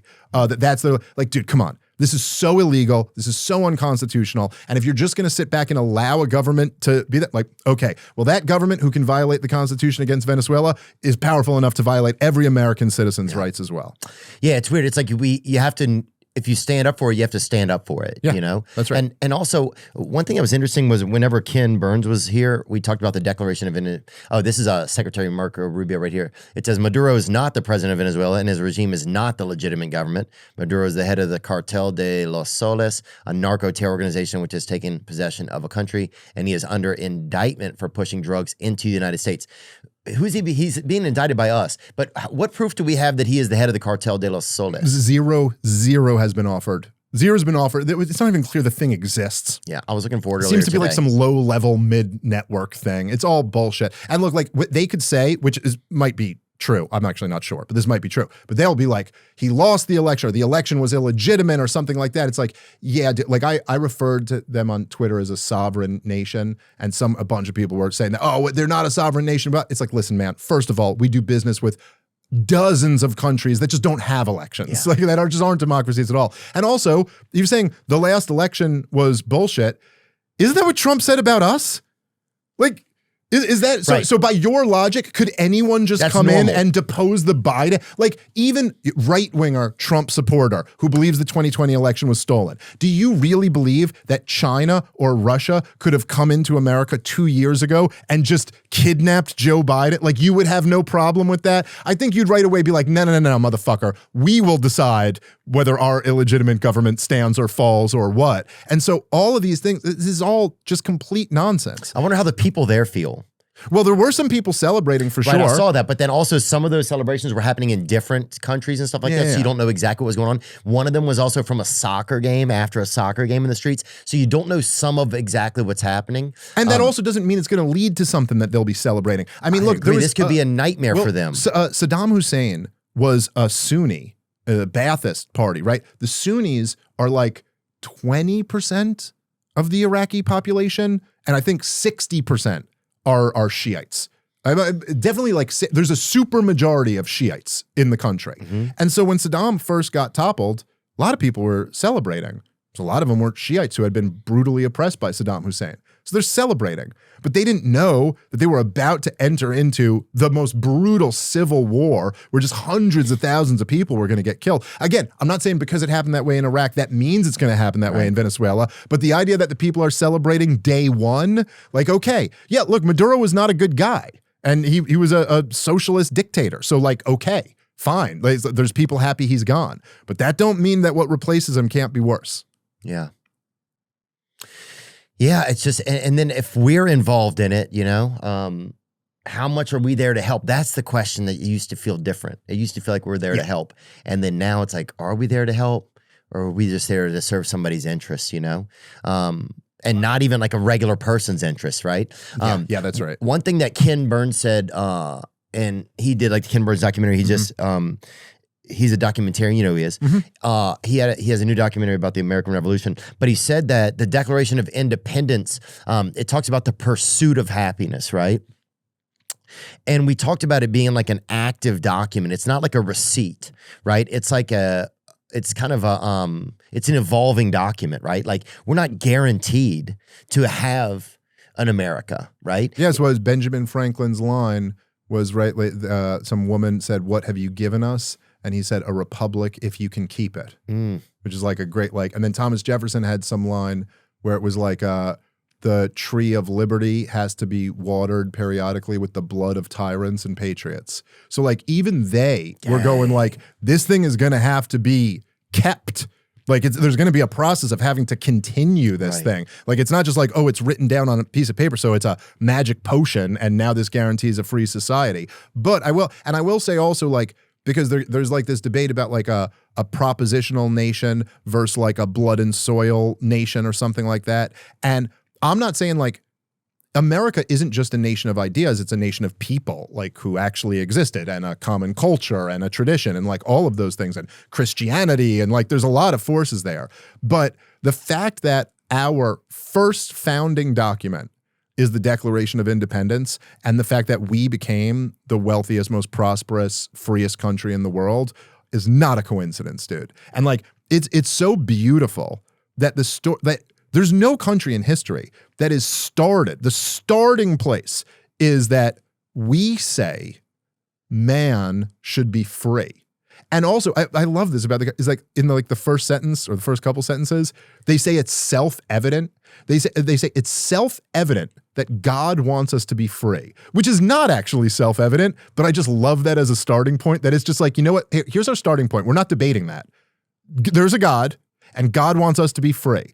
And then it says, and these are my words, not the thing, but then it says, governments are just a thing that man institutes to protect our liberty. And if government's not protecting our liberty, then we have the right and maybe even the obligation to violently overthrow that government and institute a new one that will protect our free. Like that concept of like the individual and freedom and the natural rights. It had never happened before in time. It had never been like based on a government or a country based around that idea. Well, I think that idea had never really occurred. I mean, it had been like, I think you were coming out of a time where there was a lot of colonialism. It was like us as a group and what are we doing for, you know, our flag and our, you know, or what are we doing like as a group, you know?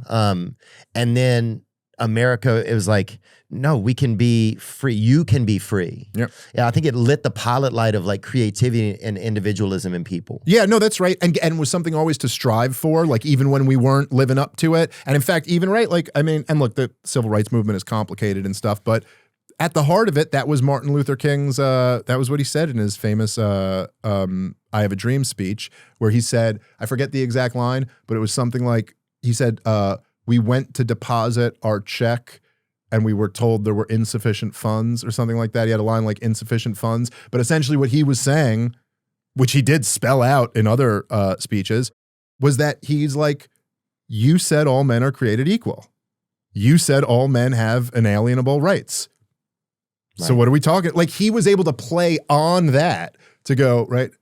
The metaphor is a bad check marked as insufficient funds. But it's basically, but the bad check is that he's saying like, look, we have these constitutionally protected rights here. Like highlighting how the nation defaulted on the promissory note of the Declaration of Independence and Constitution, leaving black people to cash a check for liberty that came back unpaid. So he was able to say, hey, look, if the Declaration of Independence means what it says, then you can't have Jim Crow. What are you talking? And so like, even like it was always something that we, and then of course, America did, relatively to every other country that had ever existed, have the most free market economy ever. They're the most free market, laissez-faire capitalist country that was ever created, and that led to the most prosperity ever. We didn't become a rich country like in the way that the French or the English did. It wasn't like, oh, you're an empire that goes around and colonizes other countries and extracts their resources back to yours. We just built things. We just had factories and men who worked, and you know what I mean? And like, so anyway, I think that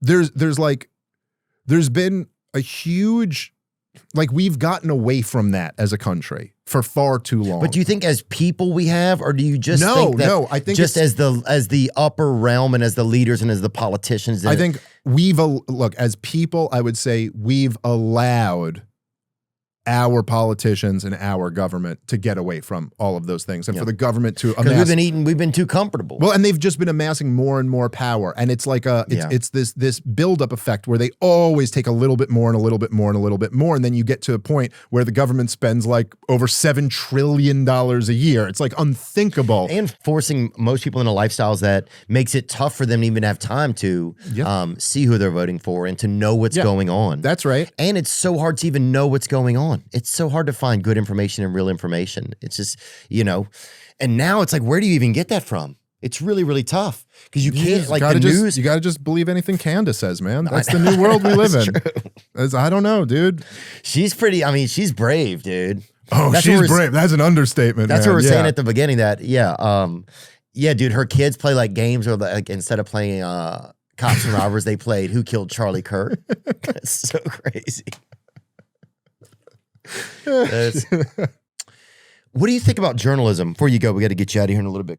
They just had this stuff in Minnesota recently where this young guy, Nick Shirley, I'm sure you're familiar with him now, and like you were saying earlier, like in a week everybody knows his name. Now he's been YouTubing and he's been doing kind of like I would say kind of vigilante journalism for a while, but like he was going to investigate some of these Somali daycare centers.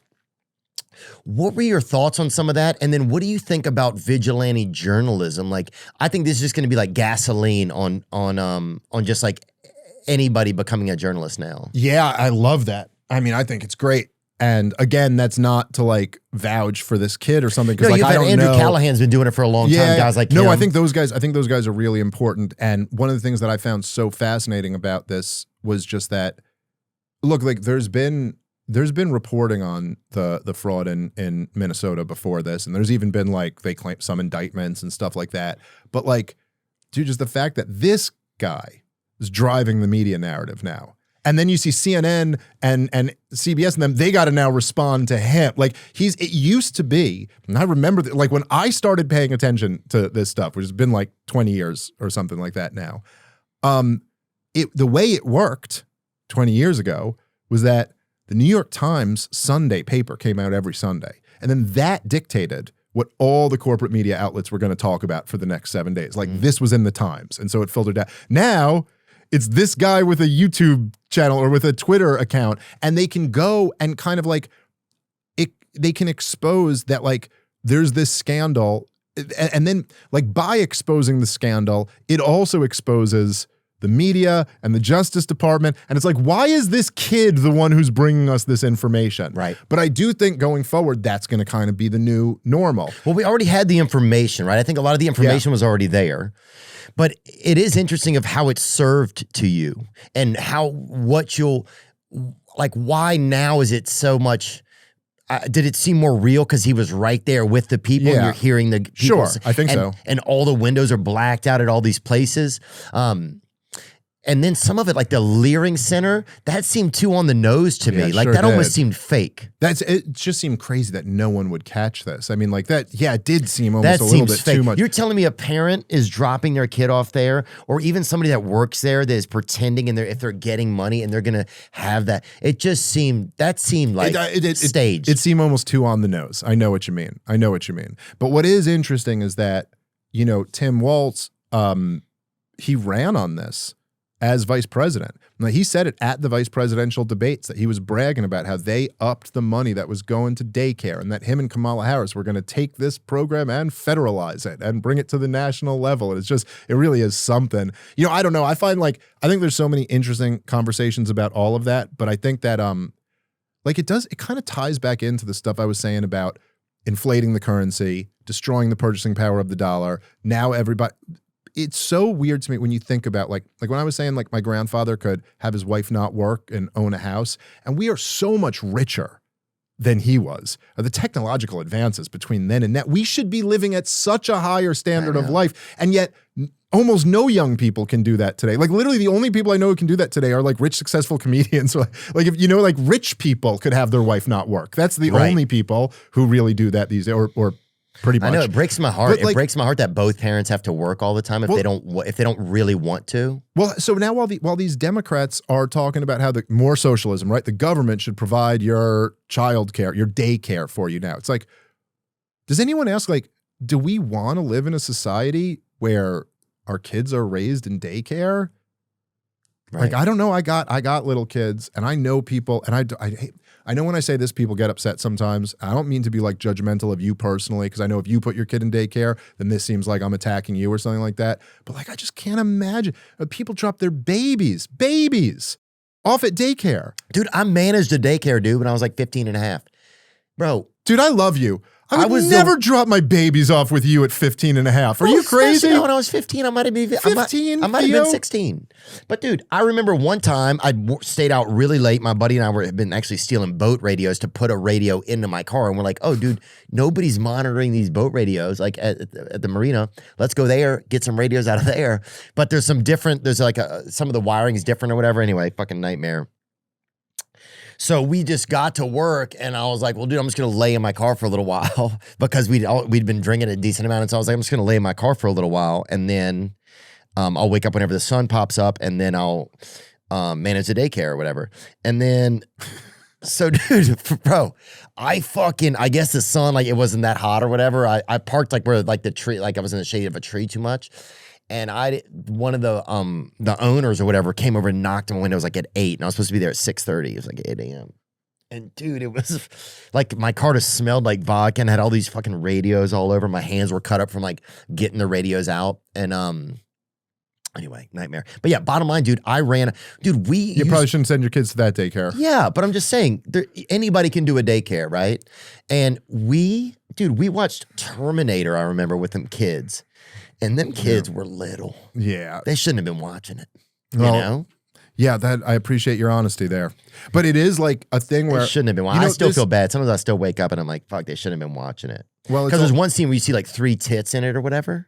Or Total Recall. Total Recall. I remember that. That's the 3 tit We were watching one. Total Recall, and there's a scene where the 3 tits are on there, and there's all these kids looking at it. And I'm like, dude, y'all shouldn't be watching this. That wasn't. And we were watching it. That was the problem. Sometimes I forgot that I wasn't. I felt like I was in the class or whatever. Well, but I will say a lot of the reason I think why these people who are like the big government progressives and stuff like that, and the whole kind of like neoliberal culture in America, which has always kind of like for years been demonizing, straight white men and demonizing patriarchal families and all of this. There's a reason why like big central governments don't like the family structure and religion and community and all of those things, because they're all a hedge against their power. And the system, right, like this inflating the currency that leads to all the things we were talking about, right? But that is actually very good for the political class. It's very, like, inflation in general is very good if you hold debt. If you're a big debtor, inflation is your friend because you pay off the debt. Like if you want to buy something, but the money's worth a lot less. Well, now your hamburger used to cost $5, now it costs $15. Mm-hmm. That sucks for you if you're the person who wants to buy it. But if you owe $1,000 and now you're selling hamburgers at $15 a pop. Less. Yeah, you owe less than you did before. So like if you have debt, inflation is your friend. And also in the old, it's not a bad thing to have in an inflationary environment, but in the old system, like in the old order, right? My grandfather would work at the factory all day long. My grandmother would work, taking care of the kids and managing the house and cooking and cleaning and all that stuff all day long. But only one of those incomes was taxable, right? My grandfather's was taxable, but you can't tax my housewife grandmother. But if she goes into the workforce, now there's 2 taxable incomes. Then you hire a daycare worker, that's a 3rd taxable income. And so there's just way more revenue going to the federal government when the government's raising your kids rather than your mother. Yeah. But it's not really so good for the babies. No. Like it's better for the babies if their mom and dad are the ones raising them. Or their grandmother or their aunt or someone who's just inherently always going to love them more than some worker at a daycare. Well, that's why when a kid's mom comes to pick them up from a daycare, as opposed to your babysitter coming to pick you up or something, there's just a different feeling about it. Even watching it, there's a different feeling about it. And then it's like if you get someone else to work, then you need another car. Now they need another car to get to work, right? Yeah. And so then you have gas lobbyists and auto lobbyists that are going to push for those things. You need those things. That's right. I don't know. But then also it's like, dude, I feel so bad sometimes because I get stuck in these circles of just being like a Debbie Downer sometimes, And I don't think that's not good. No. And I think, no, you're right. It's not good. And you don't want, and I also don't think we should be a downer. Like I'm still somewhat pessimistic on the short run here. Like, I don't think all these problems are going to be solved tomorrow, but like we're at the precipice of a new age. That's going to be something wild that none of us can really understand. Who was saying, might have been Jimmy Carr. I can't remember. Somebody was talking about when AI gets pointed at physics, and then we can like actually have AI like inventing new things about physics. Because like all the things that have like really changed our world are related to the study of physics. Like, and the fact that like, dude, my grandfather fought in World War II. Like this is a thing that happened in the previous century. There were 2 world wars, things looked pretty bad there for a while. Yeah, like people getting slaughtered by the tens of millions. In World War I, fighting in, 17-year-olds fighting in trench warfare and stuff like that. And now we live in an age where like an infection that would have killed you 100 years ago is like, you go grab some amoxicillin, you're fine. People literally, you get strep throat. That's like no big deal, man. Strep throat without amoxicillin is a really, really big deal. Oh. And so we have, my son was saved with a open heart surgery that just 30 years ago, you just didn't have. And I would have lost a kid. So we do live in this amazing time, and we all have more of a voice and more of a platform and more opportunity to work together and find truth. I think there's a lot of really beautiful shit going on, but part of that beautiful thing is that we can expose how ugly this corruption is. And man, even as somebody who's really lived in the world of being furious at these guys for how corrupt it is, the more information you get, it's so much uglier than you. Yeah. So it's like a metaphor for life in general, right? In life, you got to deal with there's tremendous beauty and there's tremendous tragedy. And we all have that within us, and you got to somehow stomach the tragic part of it so that you can get to experience a little bit of the beauty, Yeah, and even we're able to sit here and at least feed ourselves. We're able to talk about things. There's places where people have no freedom at all right now, Yeah. This is this video by Jimmy Carr right here. Jimmy Carr drops a wild take on AI and physics. Oh yeah, it was Jimmy Carr. I was right. He's excellent. Oh yeah, and this was on, I think it was on, is this on Trigonometry? Yeah, he's excellent. Let's play it. The other thing is physics. So this is Peter Thiel's point, but minus the screens from any room, we're living in the 1970s, right? Mm. So nothing's happened in physics since 72. String theory has not got us anywhere. But if you take the compute power of AI and point it at physics, now everything else in science is stamp collecting, right? Physics is the real thing. That gave us everything. Every bit of technology that we have comes from the physics department. And, what happens when you point AI at that? That feels to me like something that people aren't really thinking about, and is incredibly, could be incredible. We could have a world of plenty where there's no, if we increase productivity by 50 times and there's a human flourishing, fantastic. I hope that's the world we live in. But we've done that. And they haven't. And I'm not disagreeing with Jimmy. This is obviously, this is just a hopeful thought that he has. And it's a beautiful thought.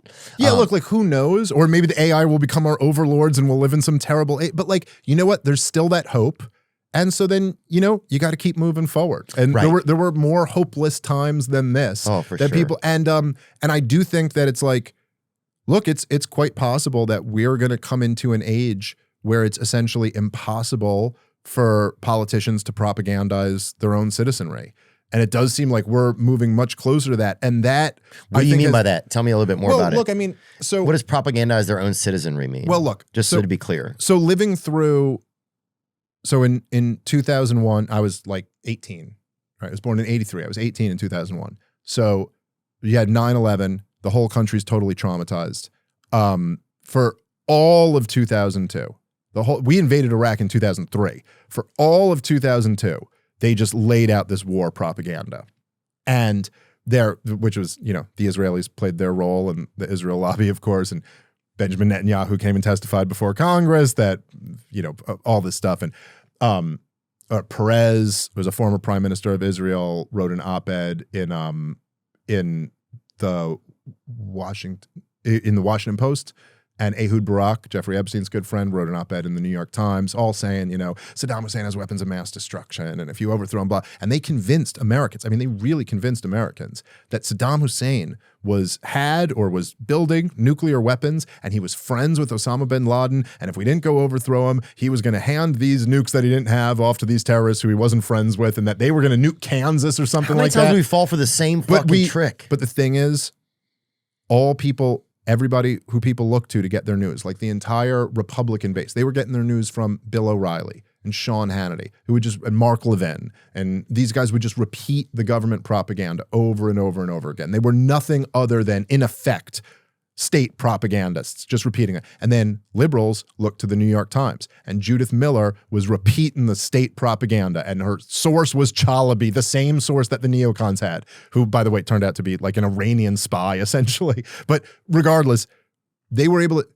today, if Donald Trump was trying to sell us on something like that, he doesn't have Bill O'Reilly and Sean Hannity who will just repeat his propaganda. He's got Tucker Carlson and Candace Owens. Those are the biggest right-wing commentators in America. They're going to destroy that propaganda for, like, it's like the media, it's not state media anymore. It's actually independent media. And so their ability to like launch another propaganda campaign like this is just, it's not what it used to be.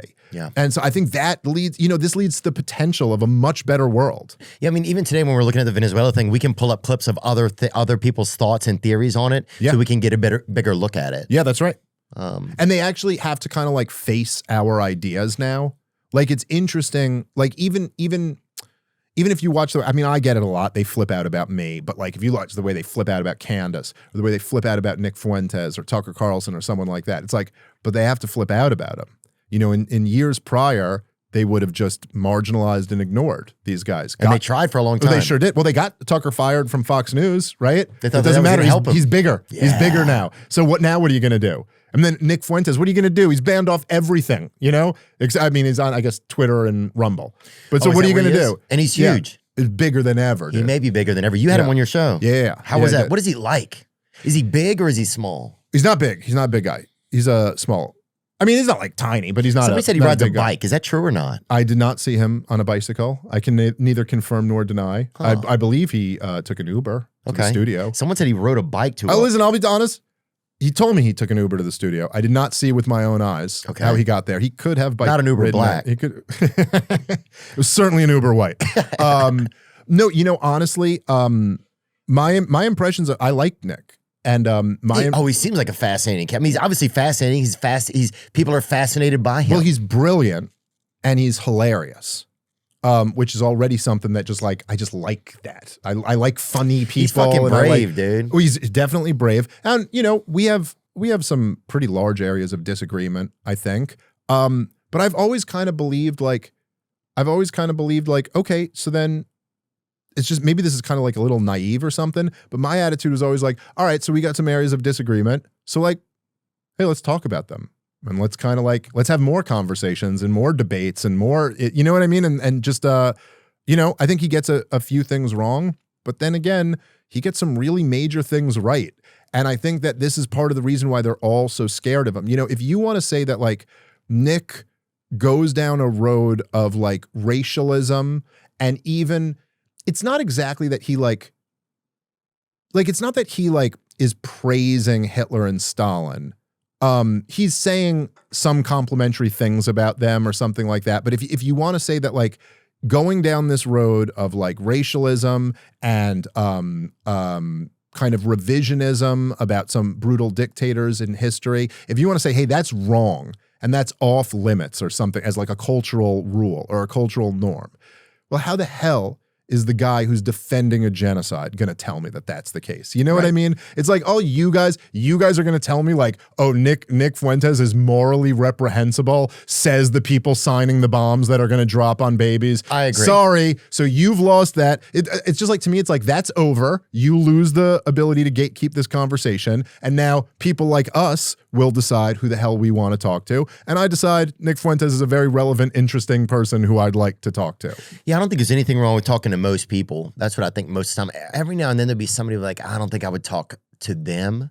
But also it's wild that people assume you know everything about somebody when you're going to have them on the podcast or you're going to talk to them. It's like, dude, sometimes I haven't looked, like I'll know the person, I'll be intrigued by one or two things I heard from them, but I'll have no idea sometimes if they were, if there's been other stuff that people widely disagree with or whatever. Well, like the responsibility then, which I think is ridiculous, is that it's like you're endorsing everything they've ever said if you agree with them on one thing or something like that. But I do think, when Nick was on Piers Morgan, who, by the way, for the record, I really like Piers Morgan too. I'm not like, and so I like Nick, I like Piers. Piers is funny. I love Piers. I think his show's actually really great. He's brave and he has on a lot of great guests. It's a circus at times, but I think it's like a really important circus. But the thing that... Dude, that's a great statement.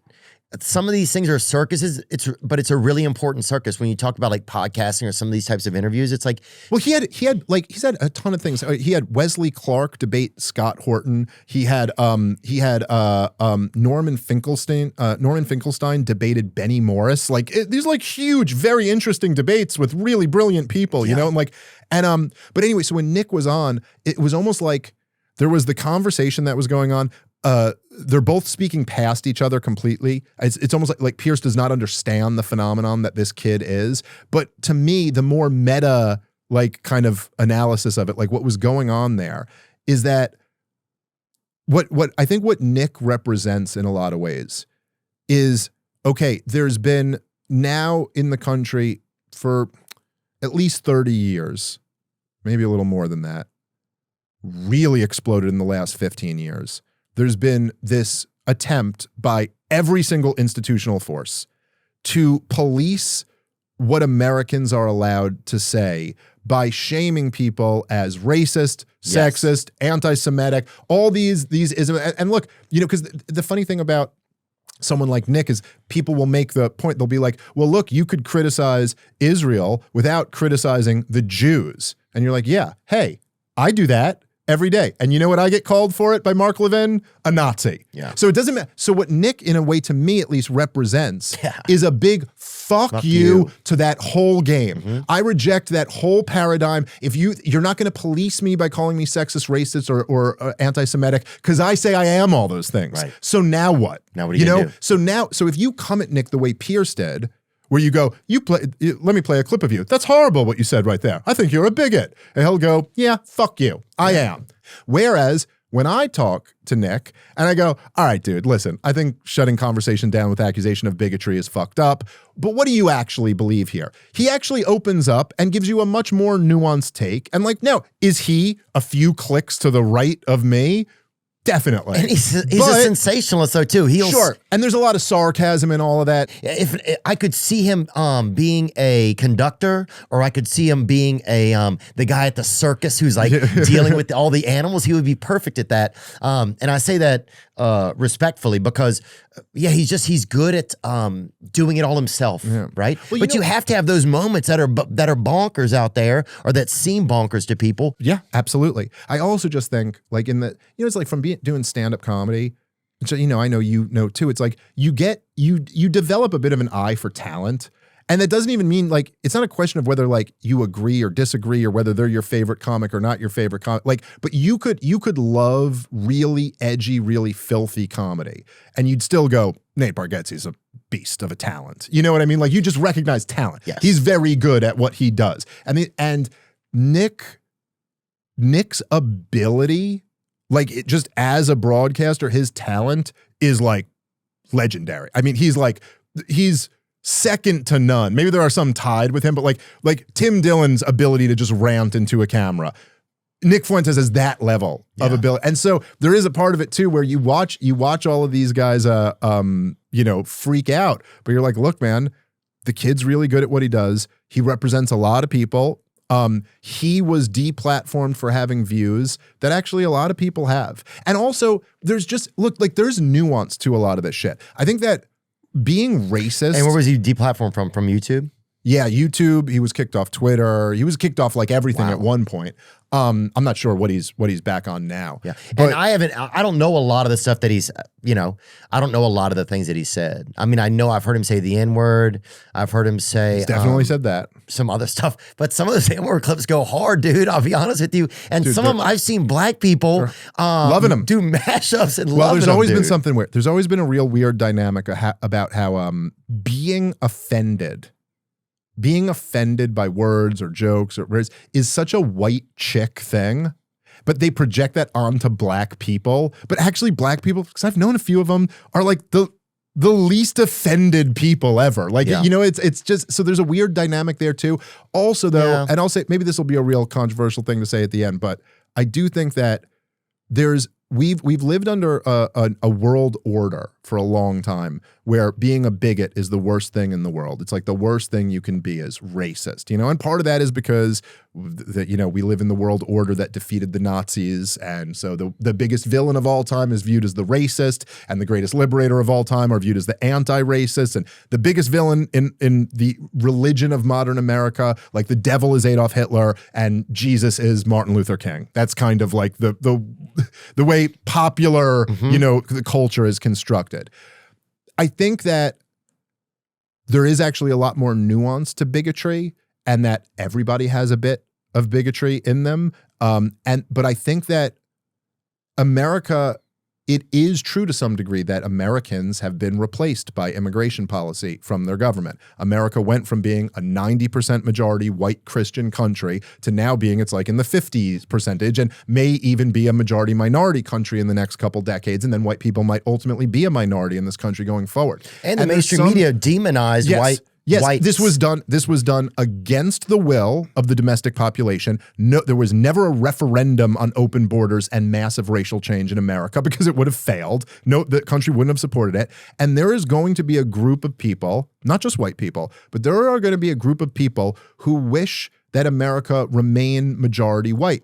And that doesn't mean you have to hate black people, or that doesn't mean you have to hate Muslims or hate Latin American or Latino people or whatever. It's like, there's nuance between, there's a view where you go, hey, I want America to remain majority white because that's kind of what America's always been, and I want it to continue being what America's always been. That doesn't mean I want to reinstitute slavery or have a genocide 100%. or something and like just, that. And if you're a white person, you're like, well, what the fuck? I don't exist. Why am I supposed to root for my own destruction? Yeah, I don't have a place to exist at. Fuck that, dude. Well, it would be crazy I'm to just go. so sick of like, there's just so, it's like, yeah, it's just so sick of white people are always the bad people. I'm sick of your movies of white people are always the bad people. And that's one of the things that's craziest about the genocide stuff. It's like, well, now you have a group of people, you have Israel and their government that has set the bar for who the new bad people are. Dude, they act like it's anything but. Like it's anything. Dude, I was listening. Mark Levin gave a speech about the rise of anti-Israel sentiment and anti-Semitism, and he doesn't mention the genocide. Like as if that's not a part of it. It's like everything. It's like you mentioned everything except that's the part of it. There's this one tiny detail you're missing, which is that you committed a genocide in 4K. You taught me my whole life that if somebody is doing like something like that Hitler and the Nazis did, that it's wrong, right? All these movies, all the books, many of that I've paid to see and paid to read and wanted to absorb. You and see of course Obama's speechwriter? She's this Jewish chick, Obama's speechwriter, but she goes, the Holocaust training really backfired. Because now people are conditioned to see, like, when a big, powerful state is just killing helpless, captive people, that they view that as the same as, like, the Nazis do. So she's actually going, like, oh, the real problem with all this Holocaust education is that now people are pissed off when we try to do it. Like, Jesus Christ, lady. You said that out loud into a microphone? Yeah, here it is right here. Yep. And so while in the 1990s, you know, a young person probably wasn't going to find Al Jazeera or someone like Nick Fuentes, today those media outlets find them. They find them on their phones. It's also this increasingly post-literate media, less and less text, more and more videos. So you have TikTok just smashing our young people's brains all day long with video of carnage in Gaza. And this is why so many of us can't have a sane conversation with younger Jews, because anything that we try to say to them, they are hearing it through this wall of carnage. So I want to give data and information and facts and arguments, and they are just seeing in their minds carnage, and I sound obscene.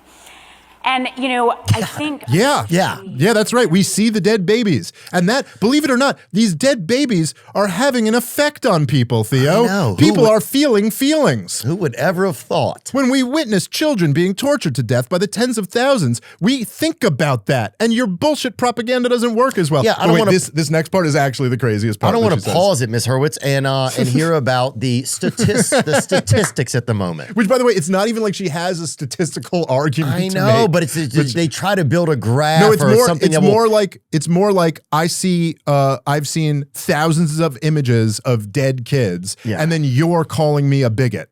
And it wasn't a choice I made with my brain. It was a choice I made with my heart, you idiot. Yeah, It's not like you can't rationalize me into thinking that genocide is okay. You cannot do it. Yeah.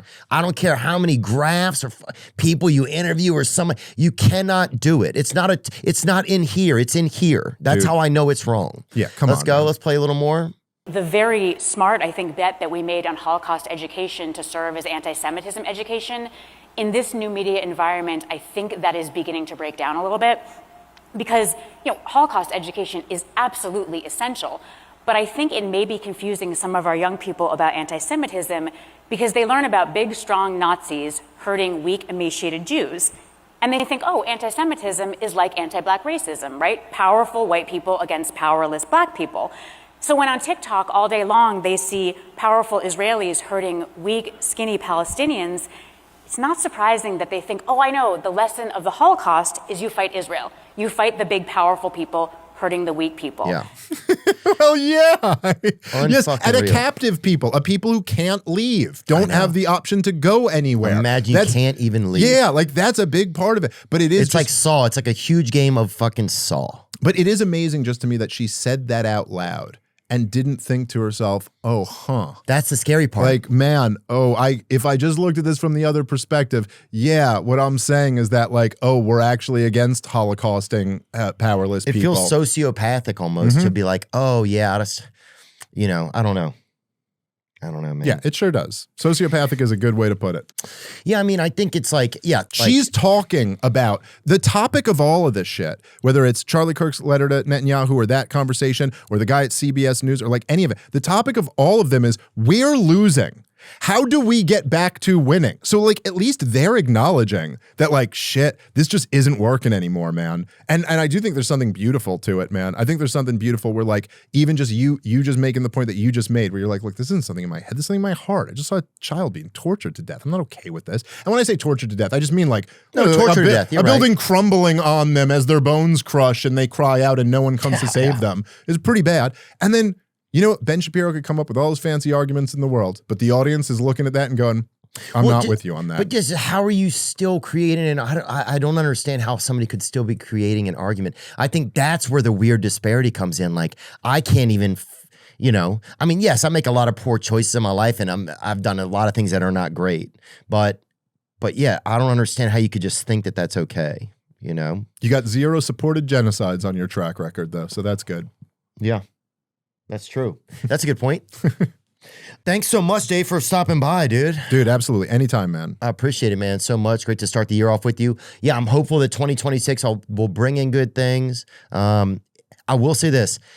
A lot of my life I've thought, man, my time on Earth has been it's been exciting and fun, but it's been a little boring as a society.